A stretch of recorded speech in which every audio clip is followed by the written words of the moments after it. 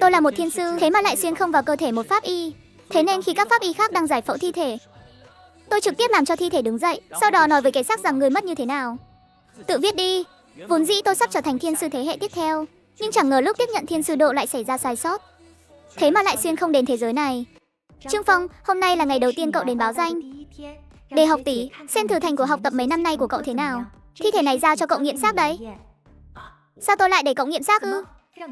Có vấn đề gì không? Nhưng kiến thức học suốt 4 năm đại học chắc không phải đã trả hết cho thầy cô rồi chứ. Mình là một đạo sĩ mà.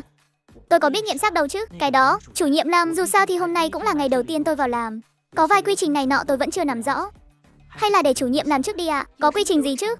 Đây chẳng phải là môn bắt buộc ở đại học sao? Cậu đừng có nói với tôi là cậu đã quên hết rồi nhé. Căn bản không phải là quên, mà là hoàn toàn không biết gì cả. Cô cũng nói rồi đó. Hôm nay là ngày đầu tiên cậu vào làm, chính là lúc để cậu thể hiện đấy. Cậu có trụ lại được ở phân cục này hay không? Đều dựa hết vào hôm nay đấy. Thế nên hãy để tôi xem năng lực nghiệp vụ của cậu thế nào. Người phụ nữ này trông xinh đẹp thế kia, sao cứ có cảm giác hơi hết dịch vậy nhỉ? Đứng ngẩn ra đó làm gì? Nghiệm xác đi chứ. Cậu còn đợi cái xác ngồi dậy nói cho. Cậu biết nó mất như thế nào à? Trời à, mình là đạo sĩ mà. Trực tiếp bảo cái xác dậy nói chuyện chẳng phải là xong rồi sao? Chủ nhiệm Lâm, cô muốn tôi nghiệm xác cũng được.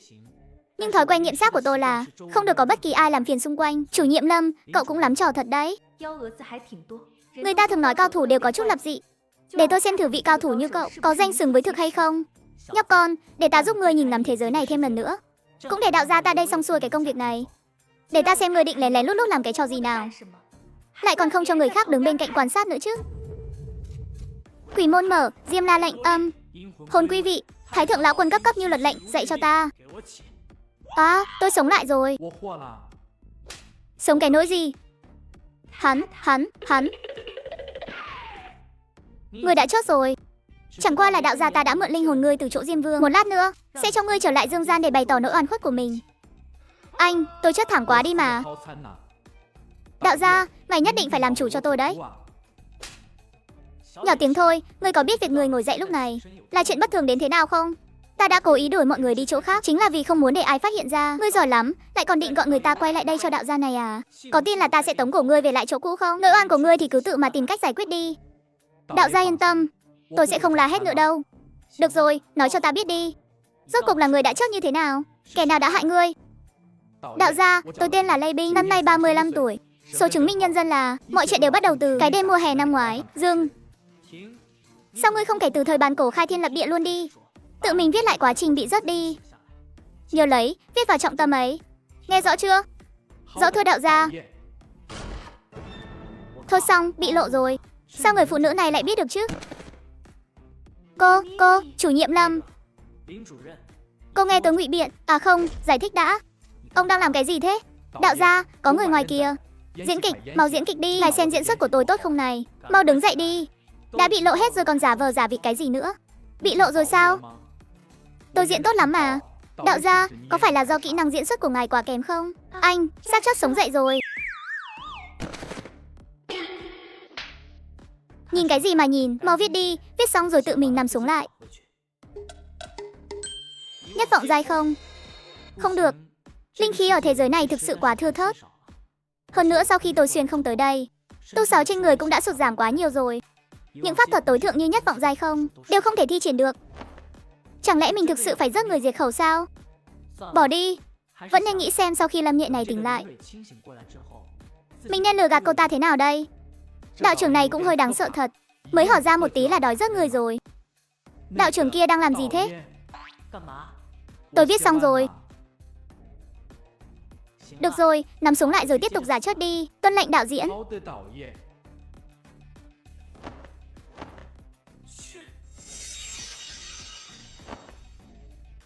Đây là linh khí. Chẳng lẽ chỉ cần mình điều tra chính xác chân tướng vụ án là có thể dựa vào công đức để nhận lấy linh khí nâng cao tu 6? Tôi bị làm sao thế này? Chủ nhiệm Lâm, cô giải phẫu thi thể vụ án sát hại 428. Công việc thực sự quá vất vả rồi. Sau khi khám nghiệm tử thi xong, cô cũng vì quá mệt mỏi mà ngất đi. Tinh thần tận tụy của cô thật sự rất đáng để một người mới như tôi học tập. Sao tôi lại nhớ là hình như cậu đã khiến nạn nhân vụ 428 vùng dậy sống lại. Cô nhớ nhầm rồi. Không phải là cô đang nằm mơ đấy chứ? Trên đời này làm sao có chuyện xác chốt vùng dậy được chứ? Cứ lừa đi, cậu cứ tiếp tục lừa đi. Tôi tin cậu mới là lạ đấy. Nhìn vào phản ứng hiện giờ của Lâm Nghệ, kế hoạch lừa gạt của mình đã hoàn toàn thất bại rồi. Tôi biết dù tôi có giải thích thế nào, chủ nhiệm Lâm cũng sẽ không tin đâu. Nhưng thế giới rộng lớn như vậy, tồn tại một vài sự kiện siêu nhiên cũng không phải chuyện gì quá kỳ lạ. Chỉ cần có thể giúp phân cục chúng ta phá án, thì đó chẳng phải là chuyện tốt sao? Chuyện này lại chi tiết đến mức này sao? Đến cả tên của hung thủ cũng viết ra rồi. Vậy chẳng lẽ phân cục chúng ta chỉ việc trực tiếp đi bắt người thôi sao? Sắc lệnh gấp rút trước đó của Trương Phong đã khiến cái xác trực tiếp vùng dậy. Bản báo cáo khám nghiệm chi tiết thế này lại là do cái xác tự viết ra. Là một bác sĩ pháp y, chính là phải để cho xác chết cất tiếng nói, trình bày sự thật của vụ án. Còn Trương Phong thật sự đã khiến cho xác chết cất tiếng nói theo đúng nghĩa đen rồi. Chuyện này nếu để người khác biết được, em rằng tôi không thể ở lại đây được nữa. Giúp phân cục chúng tôi phá án, tôi sẽ gặp phải chuyện gì? Chủ nhiệm Lâm chắc cũng hiểu rõ. Vì vậy, chủ nhiệm Lâm à, cô cũng không muốn để mọi người biết đâu nhỉ?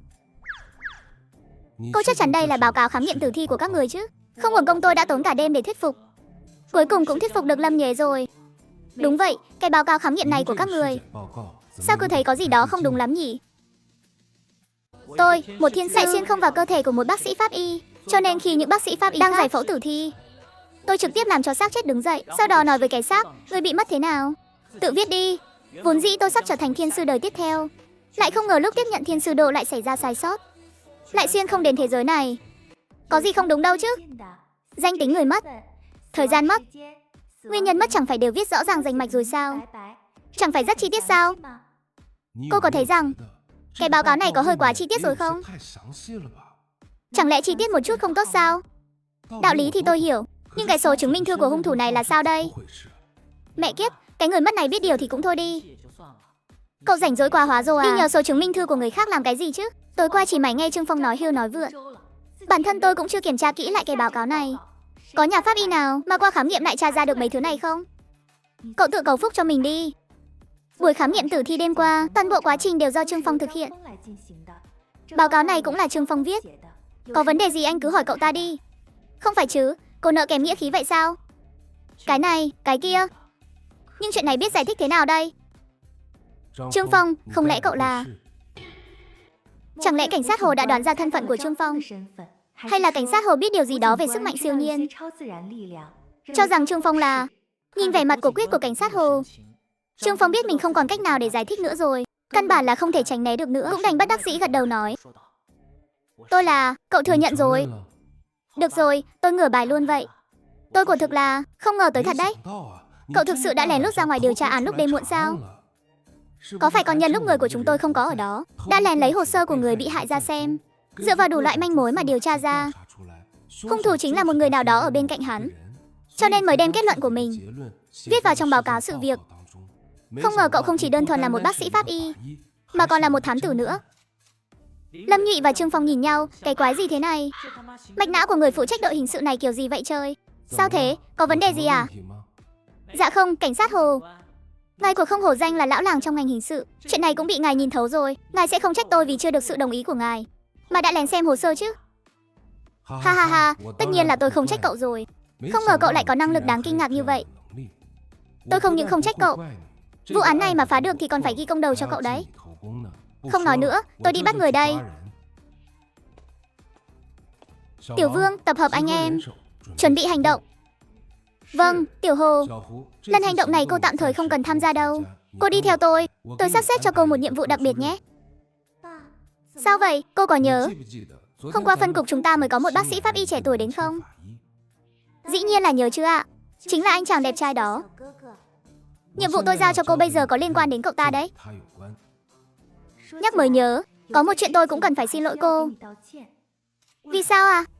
Thật ra lúc đầu tôi để cô một mình đi khám nghiệm tử thi, chính là không tin tưởng vào năng lực của cậu. Cảm thấy cậu đi cửa sau để vào đây, vừa mới tốt nghiệp đã đến phân cục rồi, nên tôi có chút xem thường cậu. Nhưng thực tế đã chứng minh tôi đúng là đã xem thường cậu thật. Bởi vì cậu rõ ràng không phải là khám nghiệm tử thi, mà là làm thi thể sống lại. Nghe lời xin lỗi của Lâm Nhụy, trên mặt Trương Phong cũng xuất hiện một vẻ ngượng ngùng khó xử.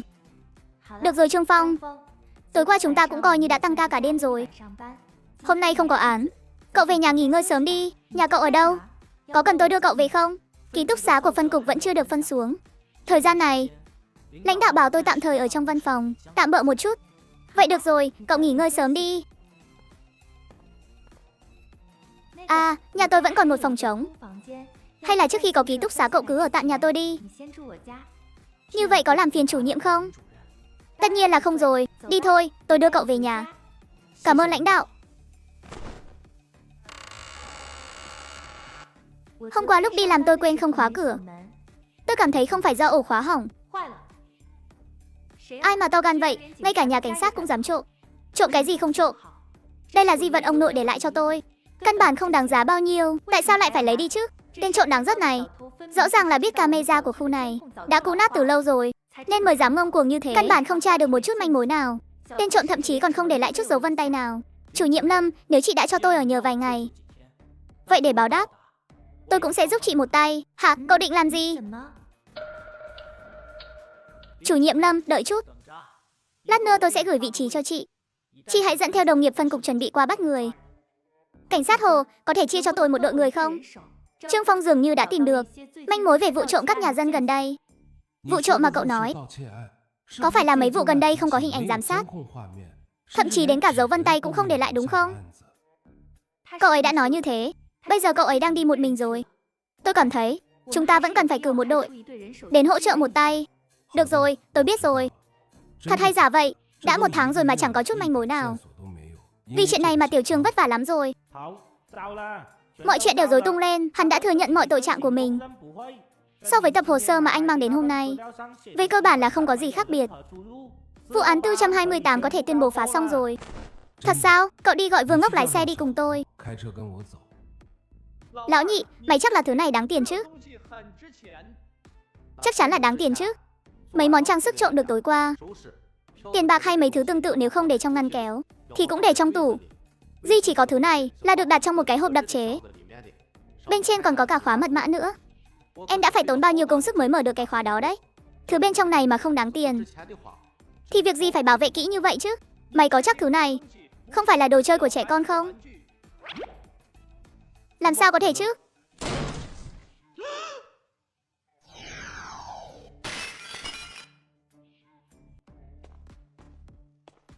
Đến bán phế liệu à? Không phải sao? Thế mày đến đây làm gì? Chẳng lẽ là muốn trộm phế liệu của bọn tao? Thứ trong tay hắn dường như là của tôi. Tôi chỉ muốn lấy lại thứ đó thôi. Đại ca, em đã bảo là em không trộm nhầm đồ mà. Thứ này của Nhiên rất đáng tiền. Nếu không thì sao hắn tìm đến tận đây được? Chắc chắn là còn hơn cả những thứ mà chúng ta trộm được trước giờ. Khốn khiếp, mày không nói thì không ai bảo mày câm đâu. Vốn dĩ định đưa các người về đồn để thẩm vấn, không ngờ các người lại tự khai ra hết rồi. Vậy thì tốt quá, đừng im. Giơ tay lên. Tôi là cảnh sát. Cảnh sát sao? Ha ha ha. Thằng nhóc, mày định dọa ai thế hả? Một thằng nhãi danh vắt mũi chưa sạch, còn giả vờ làm cảnh sát bảo hạ vũ khí xuống nữa chứ. Chẳng lẽ các người định chống người thi hành công vụ sao? Chúng đôi à, đã đến đây rồi thì đừng hòng rời đi. Lên, cho thằng nhóc này một bài học nhớ đời. Lên đi anh em. Tôi chưa từng ra tay với người bình thường bao giờ. Tại sao lại ép tôi? Chết đi cho rồi.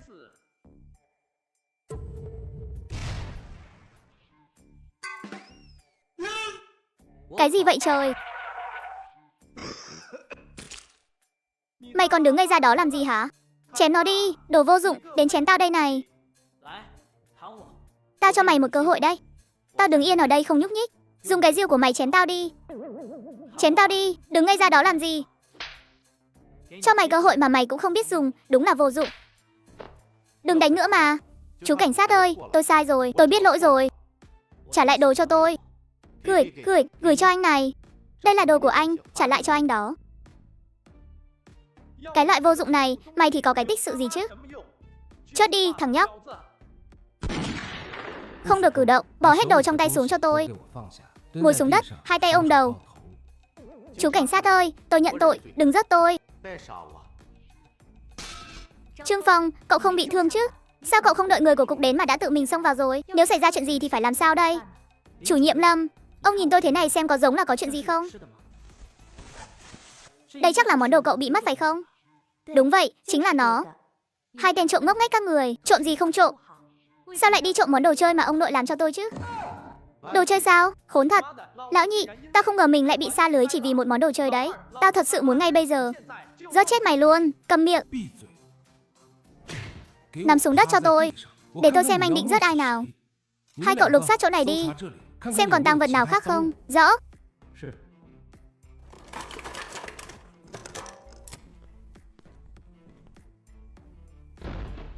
Xếp khớp rồi ạ. Đống tang vật này về cơ bản là trùng khớp với những thứ bị mất trong các vụ trộm gần đây. Khá lắm Tiểu Trương, mới đến phân cục được 2 ngày phải không? Không chỉ giúp chúng tôi phá một vụ án mạng, đến cả vụ án gần đây khiến cục rất đau đầu là vụ đột nhập xin lỗi liên hoàn cũng bị cậu phá luôn rồi. Xem ra tôi phải xin cấp trên lập công cho cậu mới được. Cảnh sát Vũ nói quá lời rồi, tôi chẳng qua là làm đúng bổn phận thôi. Nói gì lạ vậy? Tôi nhớ Tiểu Trương cậu là bác sĩ pháp y mà. Nhưng công việc cậu đang làm bây giờ khiến tôi muốn điều cậu sang đội hình sự luôn đấy. Cảnh sát Vũ, anh đào người ngay trước mặt tôi. Thế này thì không hợp lý lắm đâu nhé. Ha ha ha, đùa thôi, cứ coi như tôi nói đùa đi. Mấy thứ này đều là các người trộm về phải không? Nhận diện xem có bỏ sót gì không, rồi theo chúng tôi về chịu xét xử đi. Mày lại tính ra cái gì rồi? Trong căn phòng đó hình như còn có gì đó. Đó chẳng qua là chỗ ngủ của tôi và lão nhị. Còn có thể có cái gì chứ? Không xong rồi đại ca, hình như họ sắp phát hiện ra 2 cân đồ chúng ta giấu rồi. Cái thằng này, mày im mồm ngay cho tao. 2 người các cậu vào lục soát kỹ căn phòng đó cho tôi. Rõ, chơi à? Thật sự có này, không lẽ là thật sao? Nếu mà sự việc nghiêm trọng đến mức này thì chuyện lớn rồi bác sĩ Lam à. Trời ơi, hàng này đúng là đồ thật rồi. Tốt lắm, không ngờ tới, thật không ngờ tới. Cứ ngỡ 2 người chỉ là mấy tên trộm vặt thôi. Ha ha, ngày tháng sau này của các người không dễ sống đâu. Tiểu Trương à, cậu đúng là ngôi sao may mắn của cục. Vừa mới tới đã câu được 2 con cá lớn này. Yên tâm đi, công lao lần này lão Hồ tôi nhất định sẽ tranh thủ cho cậu. Chú à, ngoài những thứ này ra, 2 người còn làm chuyện gì xấu phạm pháp luật nữa không? Cảnh sát, thật sự không còn gì nữa. Những thứ này đều đã bị các anh lục ra hết rồi. Đại ca, đã đến nước này rồi. Anh cứ giao nộp 2 khẩu súng giấu trong nhà vệ sinh. Ra đi thôi. Tàng trữ súng trái phép. Cái thằng này, tao sẽ cắt lưỡi mày cho xem. Không phải chứ, Tiểu Trương à, cậu được thần may mắn phù hộ hay sao vậy? Lập công hạng nhất này sao nói tới là tới ngay thế? Ở đây dường như vẫn còn thứ gì đó nữa. Cái gì? Nói mau, các người còn làm chuyện gì nữa? Thực sự không còn gì nữa đâu, thực sự chỉ có bấy nhiêu thôi. Chỗ này đã đủ để tôi phải chốt rồi. Nếu thực sự còn, sao tôi lại không nói cho các ông biết chứ? Đại ca, không lẽ anh giấu em làm chuyện gì khác nữa rồi à? Anh cũng thiếu nghĩa khí quá rồi đó đại ca. Anh phạm tội sao không dắt em theo với? Anh cũng thiếu nghĩa khí quá đi. Đồ khốn kiếp nhà anh, mày câm miệng lại, tao giờ thực sự muốn giết mày luôn đấy. Cái gì? Anh thế mà định giết tôi sao? Anh còn dám giết người à? Mấy chú mau mau kiểm tra bọn họ đi. Hắn giết người rồi, hắn giết người rồi.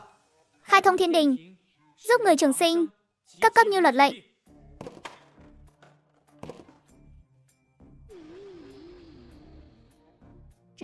Đây là mùi tử thi thối giữa. Xác chết thối. Mau phong tỏa hiện trường, gọi điện về cục yêu cầu chi viện ngay. Cảnh sát ơi, chuyện này thực sự không phải do tôi làm đâu. Chúng tôi mới dọn đến chỗ này chưa lâu, hoàn toàn không biết bên trong lại có xác người. Đại ca, thật không ngờ anh lại là hạng người này. Trộm cắp vặt, chơi bời chút thì thôi đi. Anh thế mà còn dám giết người. Sao anh có thể làm thế hả? Anh im miệng ngay, rốt cuộc có liên quan đến anh hay không?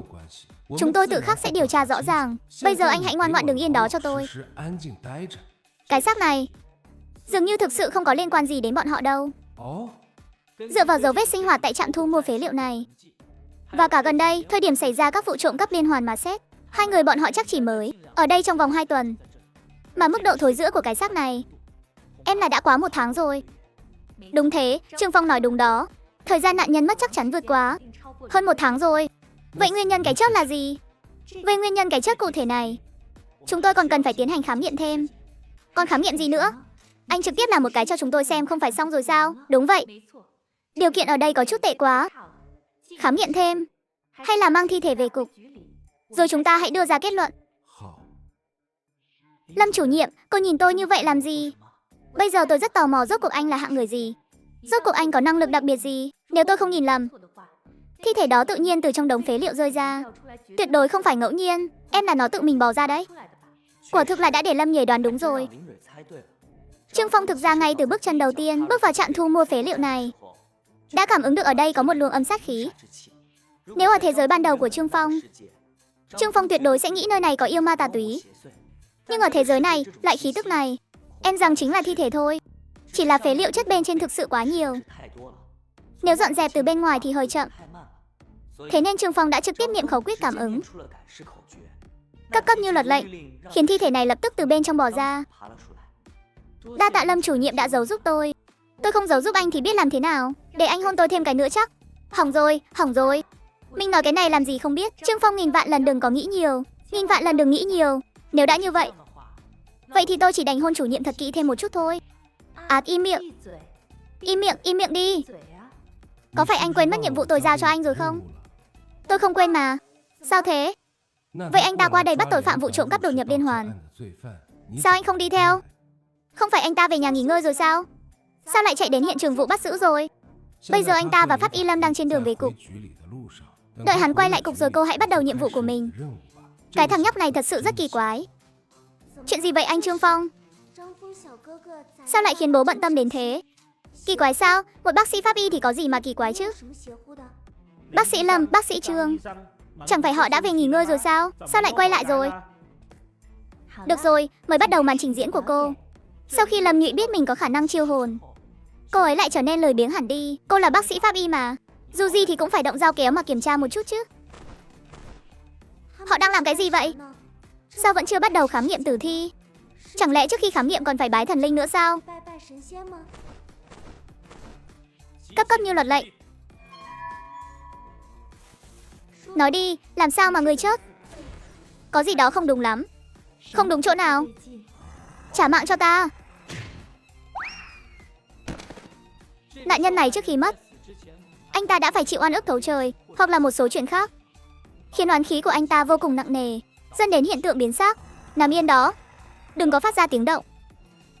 Thiên địa huyền tông, vạn khí bản căn, tinh quang chiếu rọi. Tâm tịnh như thủy, thủy tịnh tức tâm, vi phong vô khởi, ba lạn bất kinh, u hồn bất tác.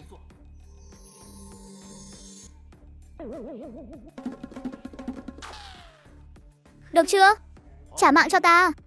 Vẫn chưa chịu ngoan ngoãn sao? Vậy thì ta chỉ có thể tiêu diệt ngươi thôi, không còn cách nào khác. Đại ca, tôi sai rồi. Thế còn nghe được? Sao vậy? Thanh tâm quyết của ta không có tác dụng à? Ta biết oán khí của ngươi rất lớn, nhưng ta đã trục xuất hết oán khí ra cho ngươi rồi. Vậy mà còn dám xông lên tấn công ta nữa à? Gan ngươi cũng lớn thật đấy. Đại ca, tôi biết lỗi rồi. Ngài đừng hiểu lầm, tôi cũng không khống chế được bản thân mà. Dù sao thì đây cũng là lần đầu tiên tôi làm ma. Lần đầu tiên xảy ra chuyện này, cũng muốn thử cảm giác hù dọa người khác xem sao. Mong đại ca đừng trách. Mong đại ca nghìn lần đừng trách mà. Tôi biết lỗi rồi. Tao nhớ lúc vừa mới gọi mày dậy, vẫn chưa có oán khí lớn thế này. Sao đồng nghiệp của tao mới nói một câu mà mày đã trở nên hung hăng thế này rồi? Đại ca, không giấu gì anh. Tôi bị một hạng người tiện nhân không biết liêm sỉ hại chót đấy, nên nghe thấy tiếng phụ nữ mới bừng tỉnh như vậy. Tao gọi mày dậy là để hỏi mày, rốt cuộc mày đã chớt như thế nào? Chớt bao lâu rồi? Là ai đã rớt? Mày hãy kể hết những gì mày biết cho tao nghe. Tao sẽ giúp các đồng nghiệp ở phân cục của tao giúp mày rửa sạch nỗi oan ức này. Cảm ơn đại ca. Thành thật khai báo đi, cái xác đó rốt cuộc là bị làm sao? Cậu đang làm cái gì thế? Không thấy tôi đang thẩm vấn phạm nhân à? Sao cậu lại vô phép tắc như vậy? Con thẩm vấn phạm nhân cái khỉ gì nữa? Cậu mau đi theo tôi. Xảy ra chuyện lớn rồi, tôi sắp biến mất thôi. Có chuyện gì vậy? Cậu phát hiện ra điều gì à? Gấp gáp chạy tới tìm tôi như vậy, chắc chắn là đã phát hiện ra chuyện gì kinh khủng lắm đúng không? Đánh nhau rồi. Ai với ai đánh nhau? Trương Phong với Lâm Pháp Y đánh nhau à? Không phải, Trương Phong đánh nhau với cái xác thối kia rồi. Cậu nói cái gì hả? Cậu mau vào xem đi. Ba ơi, ba mau vào xem đi. Bọn họ, chuyện này là thế nào? Không phải đâu, vừa rồi tuyệt đối không phải như thế này. Rõ ràng tôi thấy cái xác này ngồi bật dậy mà. Trương Phong còn đang đánh nhau với cái xác đó nữa. Đây là chính mắt tôi nhìn thấy mà. Tôi nói này hai vị cảnh sát Hồ. Hai người cứ thế hấp tấp xông vào phòng khám nghiệm tử thi của tôi. Có biết là vừa rồi nhát dao này của tôi suýt chút nữa là rạch xuống rồi không? Nếu mà cắt xuống thì đã gây ra họa lớn rồi. Cản trở việc khám nghiệm tử thi của chúng tôi như thế này, đến lúc đó vạn nhất việc khám nghiệm có xảy ra sai sót gì trong báo cáo thì trách nhiệm này ai sẽ gánh vác đây? Không phải như vậy đâu. Minh Minh im miệng. Hai vị pháp y, thật sự xin lỗi. Tôi thay mặt Tiểu Hồ xin lỗi hai vị. Con bé này cứ hốt hốt hoảng hoảng, trách tôi không dạy bảo tốt. Hy vọng hai người đừng chấp nhặt. Nếu có vấn đề gì tôi xin chịu trách nhiệm. Ba đang làm gì vậy? Vừa nãy con thật sự đã tận mắt nhìn thấy. Bây giờ chắc chắn là họ đã dùng chướng nhãn pháp rồi. Không tin thì chúng ta đi xem camera đi. Con nhớ là phòng khám nghiệm tử thi chắc chắn có camera riêng mà. Đủ rồi, con đừng có quậy nữa được không? Con không chỉ làm phiền công việc của hai vị pháp y, mà còn làm phiền cả công việc thẩm vấn của ba nữa. Hành sáu của con đã gây ra ảnh hưởng tiêu cực rồi. Mau theo ba rời khỏi đây ngay. Trước khi tan làm, tối nay nộp bản kiểm điểm 10.000 chữ cho ba. Mẹ ơi, suýt chút nữa là bị phát hiện rồi, chủ nhiệm Lâm. Tôi thấy cái cửa sổ trên cửa phòng. Khám nghiệm này đúng là không cần thiết phải tồn tại. Chẳng phải tất cả là do cậu sao? Có thể giúp phân cục nhanh chóng phá án. Chẳng lẽ đây không phải chuyện tốt sao? Nếu không phải vì chuyện này tôi đã tố cáo cậu lâu rồi. Hừ, đại lão. Tuy hai người thể hiện tình cảm rất ngọt ngào, nhưng mà đại lão, tôi vẫn muốn nhắc nhở một chút. Phải cẩn thận phụ nữ đấy. Anh nói cái gì vậy? Thể hiện tình cảm gì chứ? Chúng tôi không phải quan hệ đó. Cô nương, cô không lừa được tôi đâu. Tôi đây là ma cũ rồi. Này Trương Phong, mau dùng phép dắt hắn thành cho tôi. Anh, đại lão, anh thấy rồi chứ? Lòng dạ đàn bà là độc nhất mà. Tôi vốn dĩ đã chót rồi. Chẳng qua chỉ nói câu thật lòng, cô ta lại ác độc đến mức muốn anh dùng phép dắt tôi. Nếu con còn không mau ngậm miệng lại, thì bố sẽ mắng con thật đấy. Đại ca, tôi sai rồi. Bố, con mới là con gái của bố mà. Với lại con cũng là người của đội hình sự phân cục nữa. Bố nghĩ con sẽ lừa bố sao? Con thực sự đã tận mắt nhìn thấy mà. Bố đã bảo con từ sớm rồi, đừng có xem mấy cuốn tiểu thuyết thiếu thực tế đó nữa. Đừng xem mấy bộ phim truyền hình vô bổ đó nữa. Con vẫn không chịu nghe đúng không? Người và xác chốt đánh nhau. Thật là cạn lời với con luôn. Cũng may đây là bố. Nếu là người khác nghe thấy lời này của con, họ sẽ lập tức nói con có lập trường không vững vàng ngay. Đến lúc đó để xem con tính sao. Nhưng có phải dạo này con nhiều vụ án quá, nên không có thời gian nghỉ ngơi không? Vừa nãy lỡ ngủ quên bên ngoài phòng khám nghiệm tử thi. Nằm mơ nên mới khiến con không phân biệt được đời thực và ảo mộng rồi. Con sau này tốt nhất đừng xem mấy thứ vô ích đó nữa. Mình thực sự đã ngủ quên sao? Thực sự là nằm mơ sao? Nhưng mình chẳng thấy buồn ngủ chút nào mà. Vậy thứ ở trong phòng khám nghiệm tử thi đó là gì? Khoan đã. Mình tuyệt đối không thể nhìn lầm được, vì mình căn bản không hề ngủ mà. Camera, đúng rồi. Camera giám sát độc lập trong phòng khám nghiệm tử thi. Đúng rồi, chính là nó. Mình biết ngay không phải mình nằm mơ mà. Rõ ràng là mình đã tận mắt chứng kiến. Hay lắm, các người của Nhiên là đang diễn kịch. Cũng may bản tiểu thư đây nhanh trí quay lại kiểm tra camera. Hừ, chờ đấy. Bản tiểu thư sẽ đi tìm bố ngay bây giờ. Ông ấy dám không tin mình sao? Mình sẽ để ông ấy thấy tận mắt cho biết. Trên thế giới này lại có người đàn bà trơ trẽn như vậy, tìm nhân tình ngay trong nhà. Bị phát hiện rồi, còn cấu kết với nhân tình rất chất chồng mình. Lại còn làm một cách thần không biết quỷ không hay. Nhìn kiểu gì cũng không giống kẻ phạm tội lần đầu. Được rồi, anh vậy yên nghỉ đi. Chuyện tiếp theo cứ giao cho bọn tôi. Nói không chừng chẳng bao lâu nữa đâu, anh sẽ thấy hắn xuống đó bầu bạn với anh thôi. Được, cảm ơn đại lão. Vậy tôi sẽ ở dưới này đợi tin tốt của đại lão. Chẳng trách oán khí của anh ta lại nặng như vậy. Hóa ra lúc còn sống lại bị hãm hại như thế này. Nhưng mà thằng nhóc này cũng lanh lợi đấy. Biết đánh không lại cậu là quỳ xuống xin tha luôn. Đúng là thằng nhóc này khá lanh lợi. Chủ nhiệm Lâm, cô nói xem lúc đó làm sao cô phát hiện ra tôi. Đó, cái đó kia. Không đúng, cái tên Hồ Hội Tiên vừa này có phải nói là muốn xem camera giám sát không? Hình như không được rồi. Tôi phải xử lý lại hình ảnh camera này mới được. Ôi trời, cảnh sát ơi, lúc các anh thẩm vấn đều thích làm người ta giận mình thế này à? Ngô Tuệ Thành, rốt cuộc cô muốn làm cái gì? Ba, đi theo con. Không phải ba không tin con sao? Nhưng mọi thứ bên trong vừa rồi đều đã được camera ghi lại hết rồi. Con đã tìm thấy bằng chứng rồi. Mau đi theo con.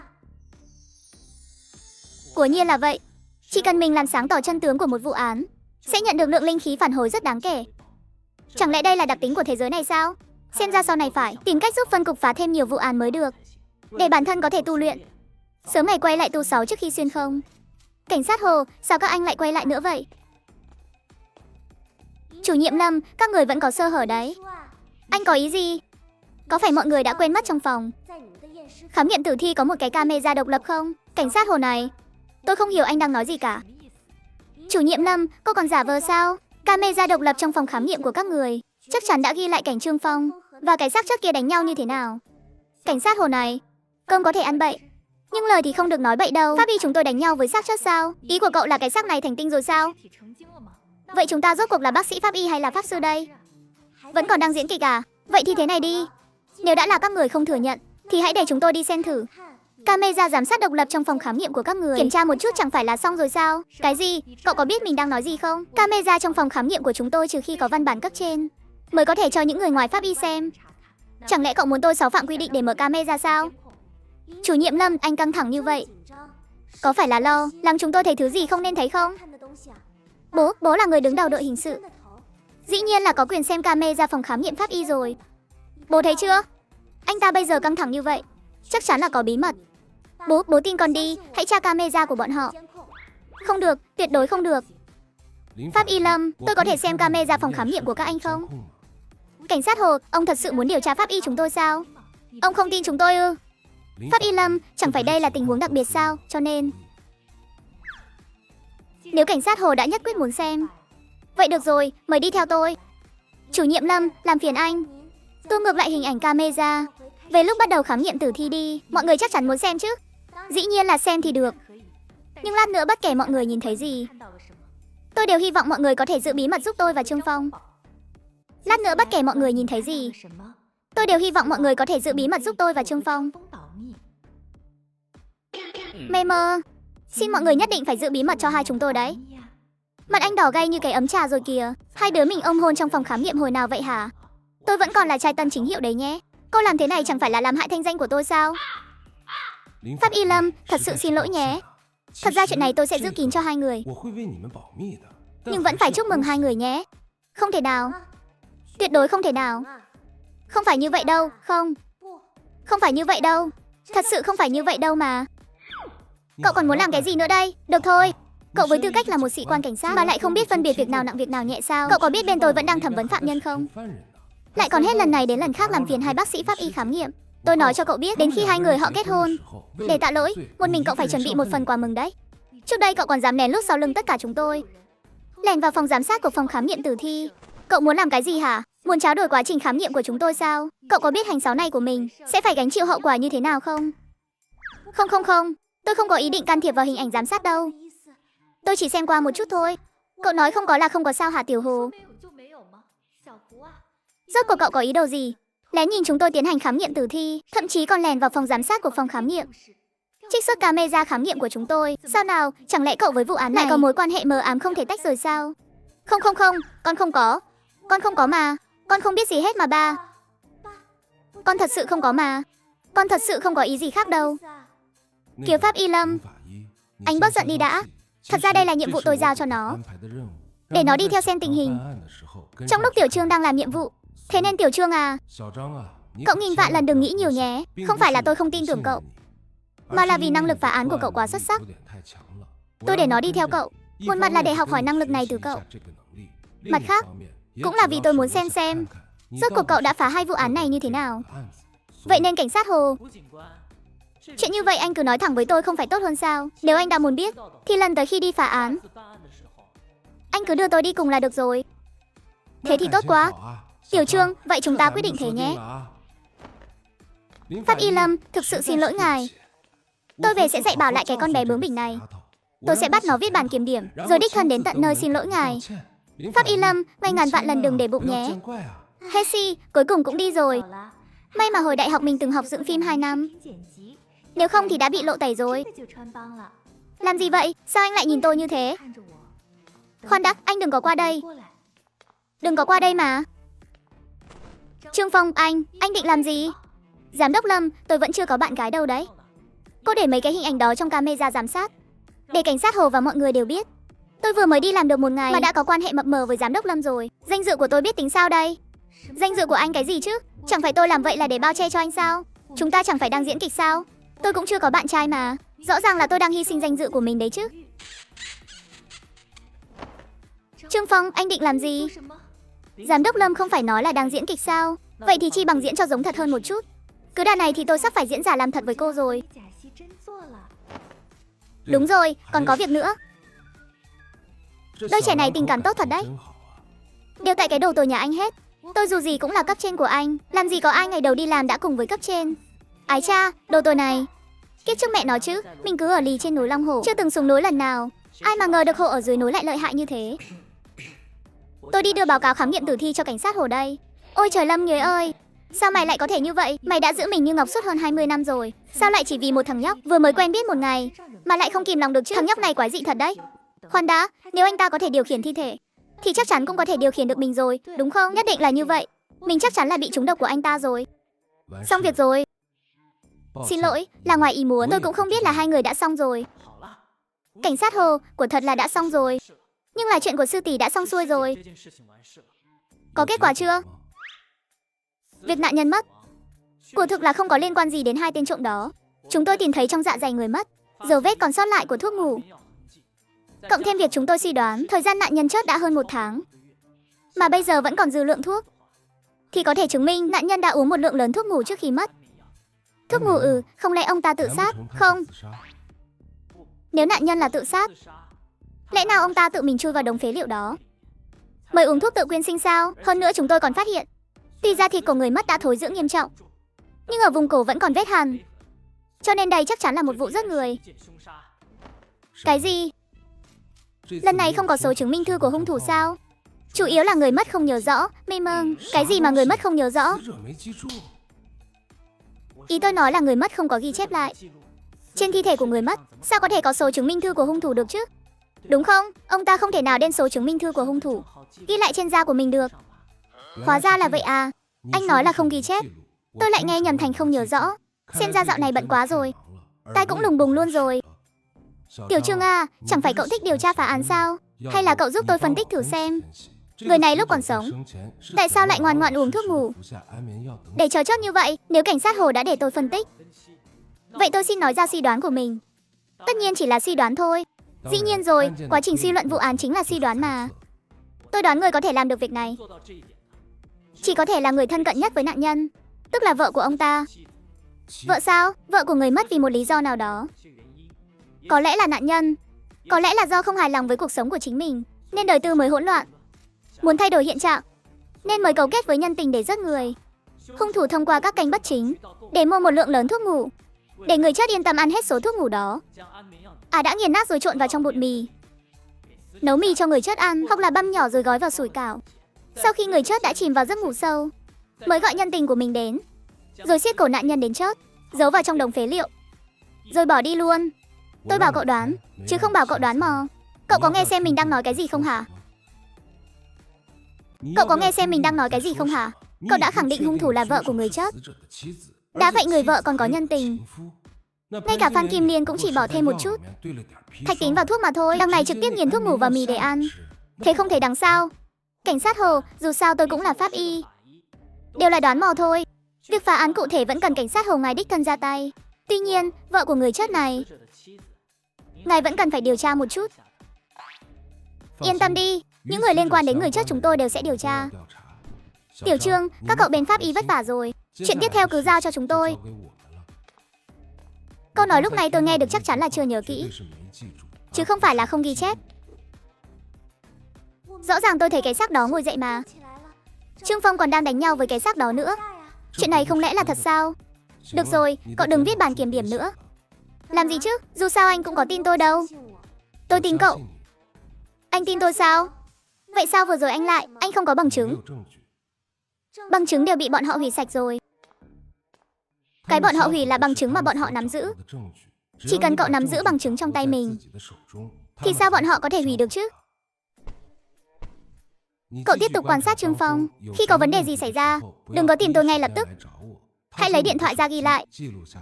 Rõ chưa? Vâng, tôi rõ rồi. Đảm bảo hoàn thành nhiệm vụ. Được rồi, đi đi. Bản kiểm điểm tuy không cần viết nữa, nhưng để trấn an họ, nhớ đi xin lỗi bác sĩ pháp y Lâm đấy. Không vấn đề gì. Tổ 1, cầm lấy bản báo cáo khám nghiệm này, đi đối chiếu thông tin danh tính người đã mất. Tổ 2, sau khi có thông tin danh tính nạn nhân, lập tức triển khai điều tra. Những người xung quanh nạn nhân, chú ý xem người này có vợ không, và người vợ đó hiện đang ở đâu. Tổ 3 sẵn sàng phối hợp hành động với tổ 1 và tổ 2. Rõ. Đồ đệ, đội trưởng Mã ở thành phố đây gọi điện đến, nói là có tình huống khẩn cấp. Trương Phong, bà đây phải rớt anh. Phụ nữ dưới núi đúng là hổ dữ mà. Cái đồ khốn khiếp này, hơi thì anh chiếm hết rồi, bà đây nói cho anh biết. Hôm nay anh và bà đây chỉ một người được sống thôi. Chủ nhiệm Lâm, không ngờ dáng người cô lại đẹp thế này. Trương Phong là pháp y mà. Pháp y chứ có phải hình sự đâu. Sao lại được trang bị súng chứ? Mà cho dù có trang bị súng, giờ anh ta chỉ mặc mỗi cái quần đùi. Thì giấu thứ đó ở chỗ nào? Cái đó, chủ nhiệm Lâm, đừng nói nữa. Hôn em đi, hổ dưới núi mà cũng phóng khoáng thế sao? Hạnh phúc lại là 000. Pháp y Lâm, tôi gọi điện đến có phải không đúng lúc lắm không? Anh thấy sao? Hổ dưới núi của Nhiên rất đáng sợ. Nói đi, lại có chuyện gì rồi? Pháp y Lâm, rất xin lỗi vì lại làm phiền cô nghỉ ngơi. Nhưng thành phố D đã xảy ra chuyện rồi, không còn cách nào khác nên mới phải liên lạc với cô. Lão Mã bên hình sự thành phố D liên lạc với tôi, nói là đã phát hiện 7 cái xác không đầu. Vụ án vô cùng phức tạp. Mong chúng ta có thể đưa pháp y qua đó hỗ trợ một chút. Cô xem thế nào? 7 cái xác không đầu sao? Đây là vụ án kinh thiên động địa gì thế này? Đúng vậy, chính vì chuyện này mà đã kinh động đến cấp trên rồi. Yêu cầu đội hình sự của mấy thành phố lân cận cùng hỗ trợ thành phố Địa Thị để sớm ngày phá án. Mê mâng, tôi biết rồi. Tôi và Trương Phong luôn sẵn sàng chờ lệnh. Khi nào thì xuất phát đến Địa Thị? 9 giờ sáng mai. Mai mới xuất phát à? Thế giờ anh gọi điện cho tôi làm cái gì? Chủ nhiệm Lâm đã 2 ngày không nghỉ ngơi rồi. Sắp phải đi Địa Thị rồi đó. Cô mau nghỉ ngơi cho tốt đi. Vụ án lớn thế này, đến Địa Thị chắc chắn sẽ rất bận. Anh cũng nghỉ ngơi sớm đi. Nói xong câu đó, Lâm Nhụy đi về phía phòng mình. Trước khi vào phòng, còn quay đầu lại nhìn Trương Phong một cái đầy lưu luyến. Chỉ là cảnh này Trương Phong không hề hay biết, bởi vì anh ấy đã đang tập trung tâm trí suy nghĩ về vấn đề 7 cái xác không đầu đó rồi. Phát Y Lâm bây giờ không phải đang ở cùng Trương Phong đấy chứ? Mình không phải lại làm gián đoạn chuyện của bọn họ rồi chứ? Ôi trời ơi, lão Hồ ơi là lão Hồ, nhìn xem ông đã làm cái chuyện gì thế này. Danh tính của nạn nhân đã được đối chiếu xong rồi. Anh ta đúng là có một người vợ. Vợ của anh ta vào đầu tháng trước đột nhiên dọn đi khỏi thành phố này, quay về quê ở nông thôn. Cái gì đầu tháng trước? Chẳng phải là trùng khớp với thời gian bị mất mà Pháp Y Lâm và Tiểu Trương đã suy đoán sao? Chồng mình mất mà không báo án, chạy về nông thôn làm cái gì chứ? Không loại trừ khả năng giết chồng rồi bỏ trốn. Chúng tôi đã liệt cậu ta vào diện nghi phạm số 1, có thể sẵn sàng bắt giữ bất cứ lúc nào. Không lẽ lại đúng như lời Tiểu Trương nói sao?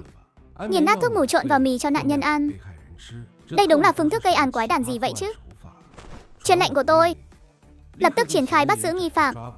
Khi bắt giữ phải chú ý, nghi phạm có thể còn có đồng phạm khác.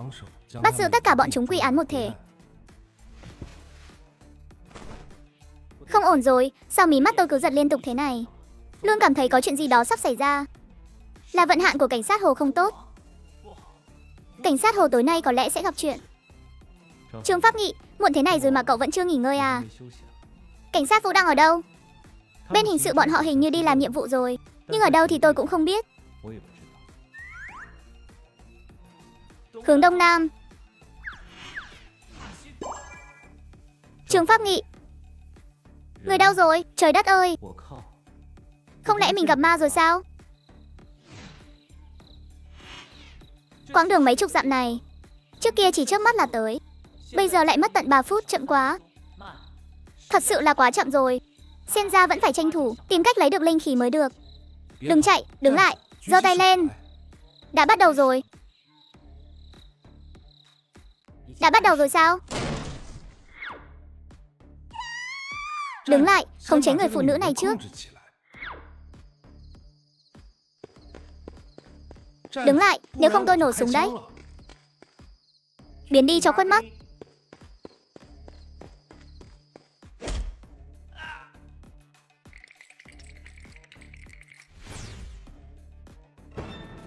Tôi là cảnh sát, tất cả đứng im, bỏ đồ trong tay xuống.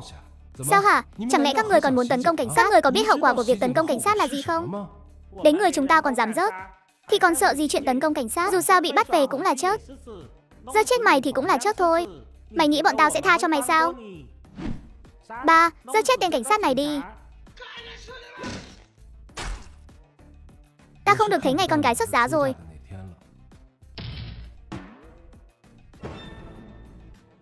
Đây là linh khí. Cảnh sát Vũ, anh không sao chứ? Trương Phong, sao cậu lại tới đây? Cẩn thận, đừng. Chuyện này không thể nào. Áp chế được kim quang sao? Uy lực của kim quang chú của Nhiên đã giảm đi không ít. Vậy mà không trực tiếp đánh bay hắn đi được. Phải đánh nhanh thắng nhanh thôi. Không thể bị động chịu đòn mãi được. Bây giờ linh khí không đủ, càng kéo dài thời gian càng dễ bị lộ. Cho các người hai con đường. Thứ nhất là bỏ vũ khí xuống đầu hàng. Còn con đường thứ hai chính là do Pháp Y Trương ta đánh cho các ngươi phải đầu hàng. Pháp Y Trương, thằng nhóc này 8 phần là dân có nghề rồi. Đừng có chủ quan. Lên hết đi, ta đã cho các ngươi cơ hội rồi. Trương Phong, tôi đến giúp anh. Không đúng nha. Không phải lúc này tôi đang chạy về phía trước sao? Sao giờ tôi lại chạy ngược ra sau thế này? Tình hình của tôi là thế nào vậy? Đại sư đừng đánh nữa. Tôi biết lỗi rồi. Thế là xong rồi sao? Tiểu Trương, không đúng. Trương đại sư, anh cũng quá lợi hại rồi đó. Anh cứ vậy mà hạ gục hết bọn chúng rồi sao? Chỉ là thao tác cơ bản thôi. Đây là quyền pháp gì vậy? Thái cực, sao hả? Muốn học không? Tôi dạy cho. Cảm ơn Trương đại sư. Cái lão hồ này thật tình. Tôi chỉ khách sáo với anh một chút thôi. Không ngờ anh lại coi là thật luôn. Được rồi cảnh sát Hồ. Anh mau đi bắt người đi. Sếp, anh không sao chứ? Pháp Y Trương, anh cũng đến rồi à? Sếp, 7-8 người này đều là do anh hạ gục hết sao? Không hổ là sếp của chúng ta. Quán quân tán thủ của chúng ta năm đó đúng là danh bất hư truyền. Sếp đúng là gừng càng già càng cay nha. Nói cái gì thế không biết. Chuyện này không liên quan gì đến tôi đâu. Tất cả đều là do một mình Pháp Y Trương làm đấy. Cái gì cơ? Sếp, không phải anh đang đùa đấy chứ? Pháp Y Trương à? Pháp Y Trương là bác sĩ mà. Tay của anh ấy là để cầm dao mổ, chứ đâu phải để cầm đại đao đâu. Lời lão tử nói mà các người cũng không tin à? Không tin cũng chẳng sao. Vậy mà xem lại camera hành trình của tôi. Trời đất, hóa ra là thật. Pháp Y Trương một mình giải quyết gọn ghẽ. Đám hung thủ cầm vũ khí này luôn sao sếp? Hay là điều Pháp Y Trương sang đội hình sự chúng ta đi sếp? Nếu anh thật sự muốn tôi sang đó, thì hãy đi thương lượng với chủ nhiệm của tôi đi. Chủ nhiệm của cậu ngày mai mới xuất phát. Sao bây giờ cậu lại gọi điện cho tôi? Tôi thấy cậu cứ làm Pháp Y thì tốt hơn. Trăm năm hạnh phúc. Không phải đâu lão Hồ. Sao tôi cứ cảm thấy lời anh nói có ẩn ý gì đó nhỉ? Không phải chứ Tiểu Trương, chẳng phải cậu đang nghỉ ngơi sao? Sao nửa đêm nửa hôm lại chạy đến vùng nông thôn ngoại ông này? Tôi nói là tôi bấm ngón tay tính toán. Tính ra là anh đang gặp nguy hiểm, nên mới đặc biệt đến đây cứu anh đấy. Tin không? Tôi tin cậu là ân nhân cứu mạng của lão Hồ tôi. Cậu nói gì tôi cũng tin hết. Pháp Y Lâm đã nói với cậu chuyện về đích thị chưa? Ngày mai chúng ta sẽ cùng đến đích thị. Mà chúng ta đi, nhiệm vụ ở đích thị tuy là hỗ trợ phá án, nhưng thực tế chỉ có một việc duy nhất, là cần chúng ta làm thôi. Việc gì? Tìm thấy phần đầu của nạn nhân. Vụ án này, thực ra từ tháng trước các đồng nghiệp ở đích thị đã bắt đầu điều tra rồi. Nhưng kết quả là đến tận bây giờ, vụ án này vẫn chưa có chút manh mối nào cả. Phần đầu của 7 nạn nhân đó, đến giờ vẫn chưa tìm thấy được. Cũng chính vì vậy, mới thu hút sự chú ý của cấp trên. Lần này, nếu sau khi xác minh được danh tính của 7 nạn nhân này, rốt cuộc có thể nhận được bao nhiêu linh khí. Ngược lại có một chuyện khác cậu cần phải chuẩn bị đấy. Ồ, chuyện gì vậy? Đương nhiên là chuẩn bị nhận công trạng rồi. Tôi mới đến phân cục được 2 ngày thôi mà. Tôi nhận công trạng gì chứ? Mới đến 2 ngày thì sao? Trong vòng vài tiếng đồng hồ đã phá được một vụ giết người, thông qua vụ trộm cắp đột nhập mà lôi ra được cả vụ tàng trữ súng trái phép và ma túy. Hơn nữa cậu vừa mới trong cùng một ngày lại phá thêm một vụ giết người đã kéo dài hơn 1 tháng. Tôi nói cho cậu biết, lần này cấp trên mà không trao cho cậu bằng khen hạng nhất, tôi sẽ đích thân lên gặp lãnh đạo để đòi công bằng.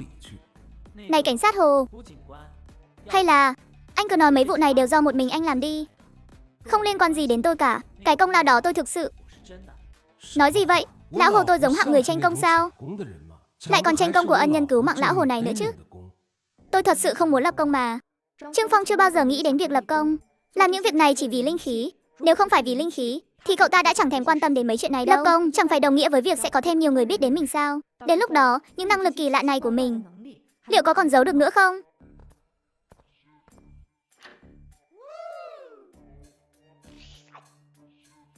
Con cọp dưới núi thật là đẹp quá. Tiểu Trương à, cậu cũng đỉnh quá rồi đấy. Thật sự là dùng thuốc ngủ trộn với mì sao? Cách thức của hung thủ này cũng kỳ quặc quá đi. Làm sao mà cậu đoán chúng hay vậy? Cảnh sát Hồ à, bây giờ tôi cũng thấy anh hơi đáng ghét rồi đấy. Ý gì đây? Chào buổi sáng Pháp Y Lâm, Pháp Y Trương.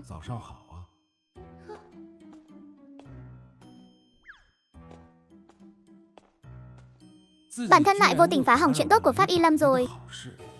Lần này đi làm nhiệm vụ bên ngoài là cơ hội tốt của con. Nhớ là điện thoại của mình lúc nào cũng phải sạc đầy pin.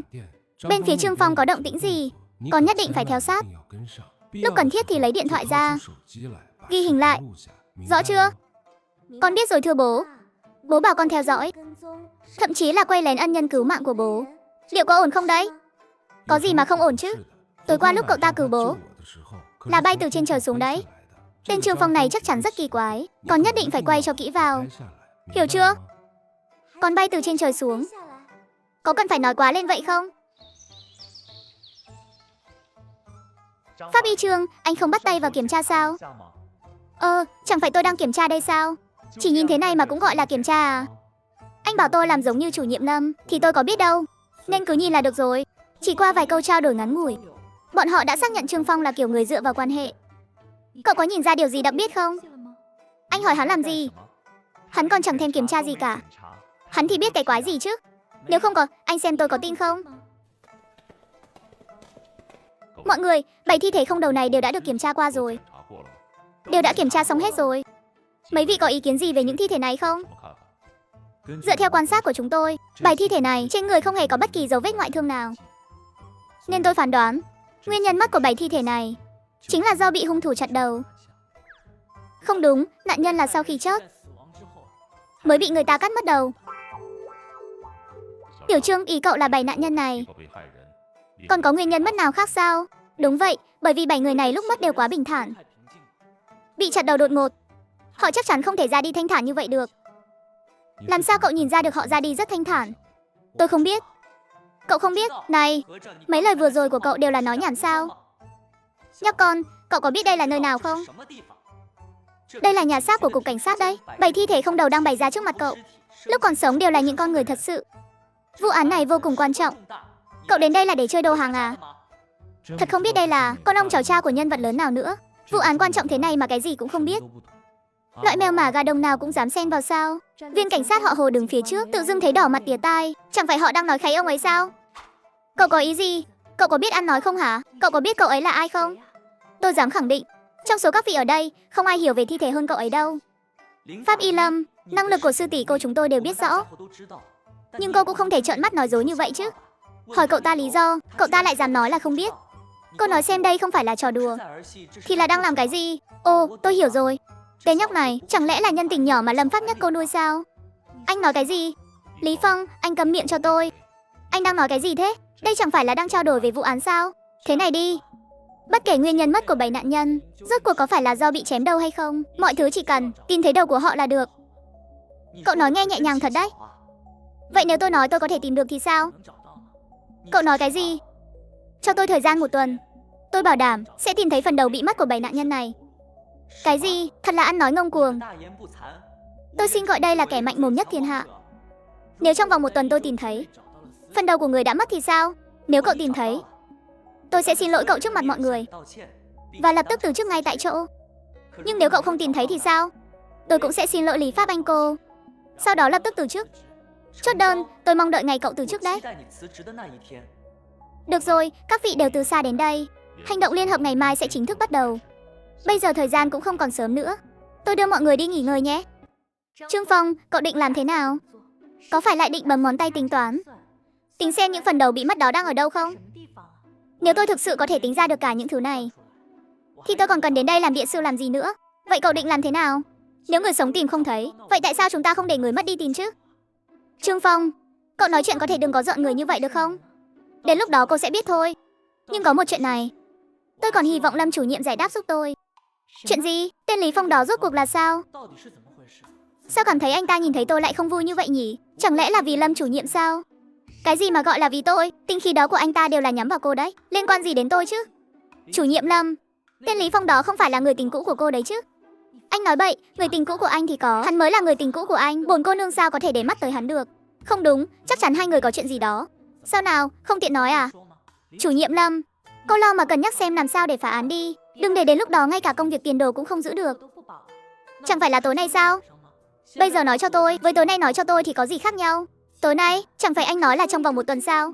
Lẽ nào tối nay anh đã có thể? Tôi nói là trong vòng 1 tuần. Chẳng lẽ ngày hôm nay Lại không nằm trong phạm 6 một tuần đó sao?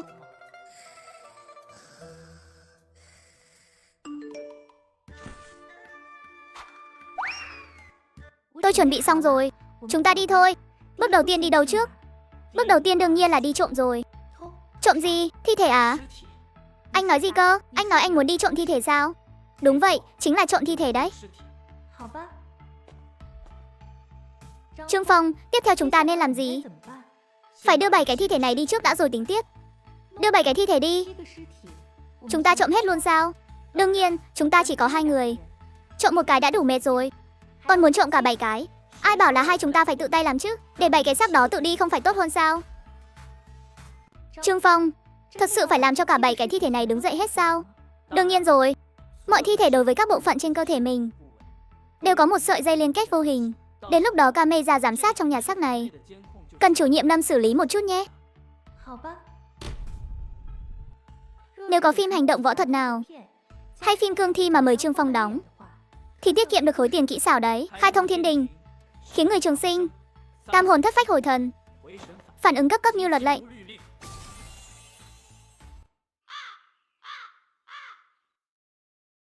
Thất bại rồi sao? Đừng vội, cứ để hồn phách bay một lát. Sao đột nhiên lại lạnh thế này? Rất tò mò, thủ cấp của các người đã đi đâu hết rồi? Để tôi tự giới thiệu một chút. Tôi tên là Trương Phong, là một bác sĩ pháp y, đến để giải thoát cho các người đây. Mấu chốt hiện giờ chính là cái đầu của 7 người các người. Tin thế đâu, chúng tôi mới có thể phá án, tìm ra hung thủ đã giết các người, giúp các người báo thù. Các người biết phải làm gì rồi chứ? Cả 7 cái xác đều giơ tay lên, rồi từng cái một lại xếp thành hàng, ngay ngắn đi về phía cửa phòng khám nghiệm tử thi. Thành công rồi sao? Chủ nhiệm Lâm, bây giờ cô đi xử lý vấn đề camera giám sát đi. Những việc tiếp theo, mình tôi đi là được rồi. Đi đường cẩn thận, về sớm nhé. Chuyện này là sao đây? Chẳng phải vừa nãy người đi vào là Trương Phong và Lâm nhớ 2 người sao? Sao giờ lại có 8 người đi ra thế này? Sao không thấy Pháp Y Lâm đâu? Anh, ngoài Trương Phong ra thì 7 người kia là ai? Sao trông họ có vẻ thấp bé thế nhỉ? Hơn nữa trông còn hơi kỳ lạ nữa. Hình như thiếu cái gì đó. Đợi đã nào. Người đâu rồi? Họ đi nhanh vậy sao? Với lại sao tôi cảm thấy ngày càng lạnh thế này? Cô đang tìm chúng tôi sao?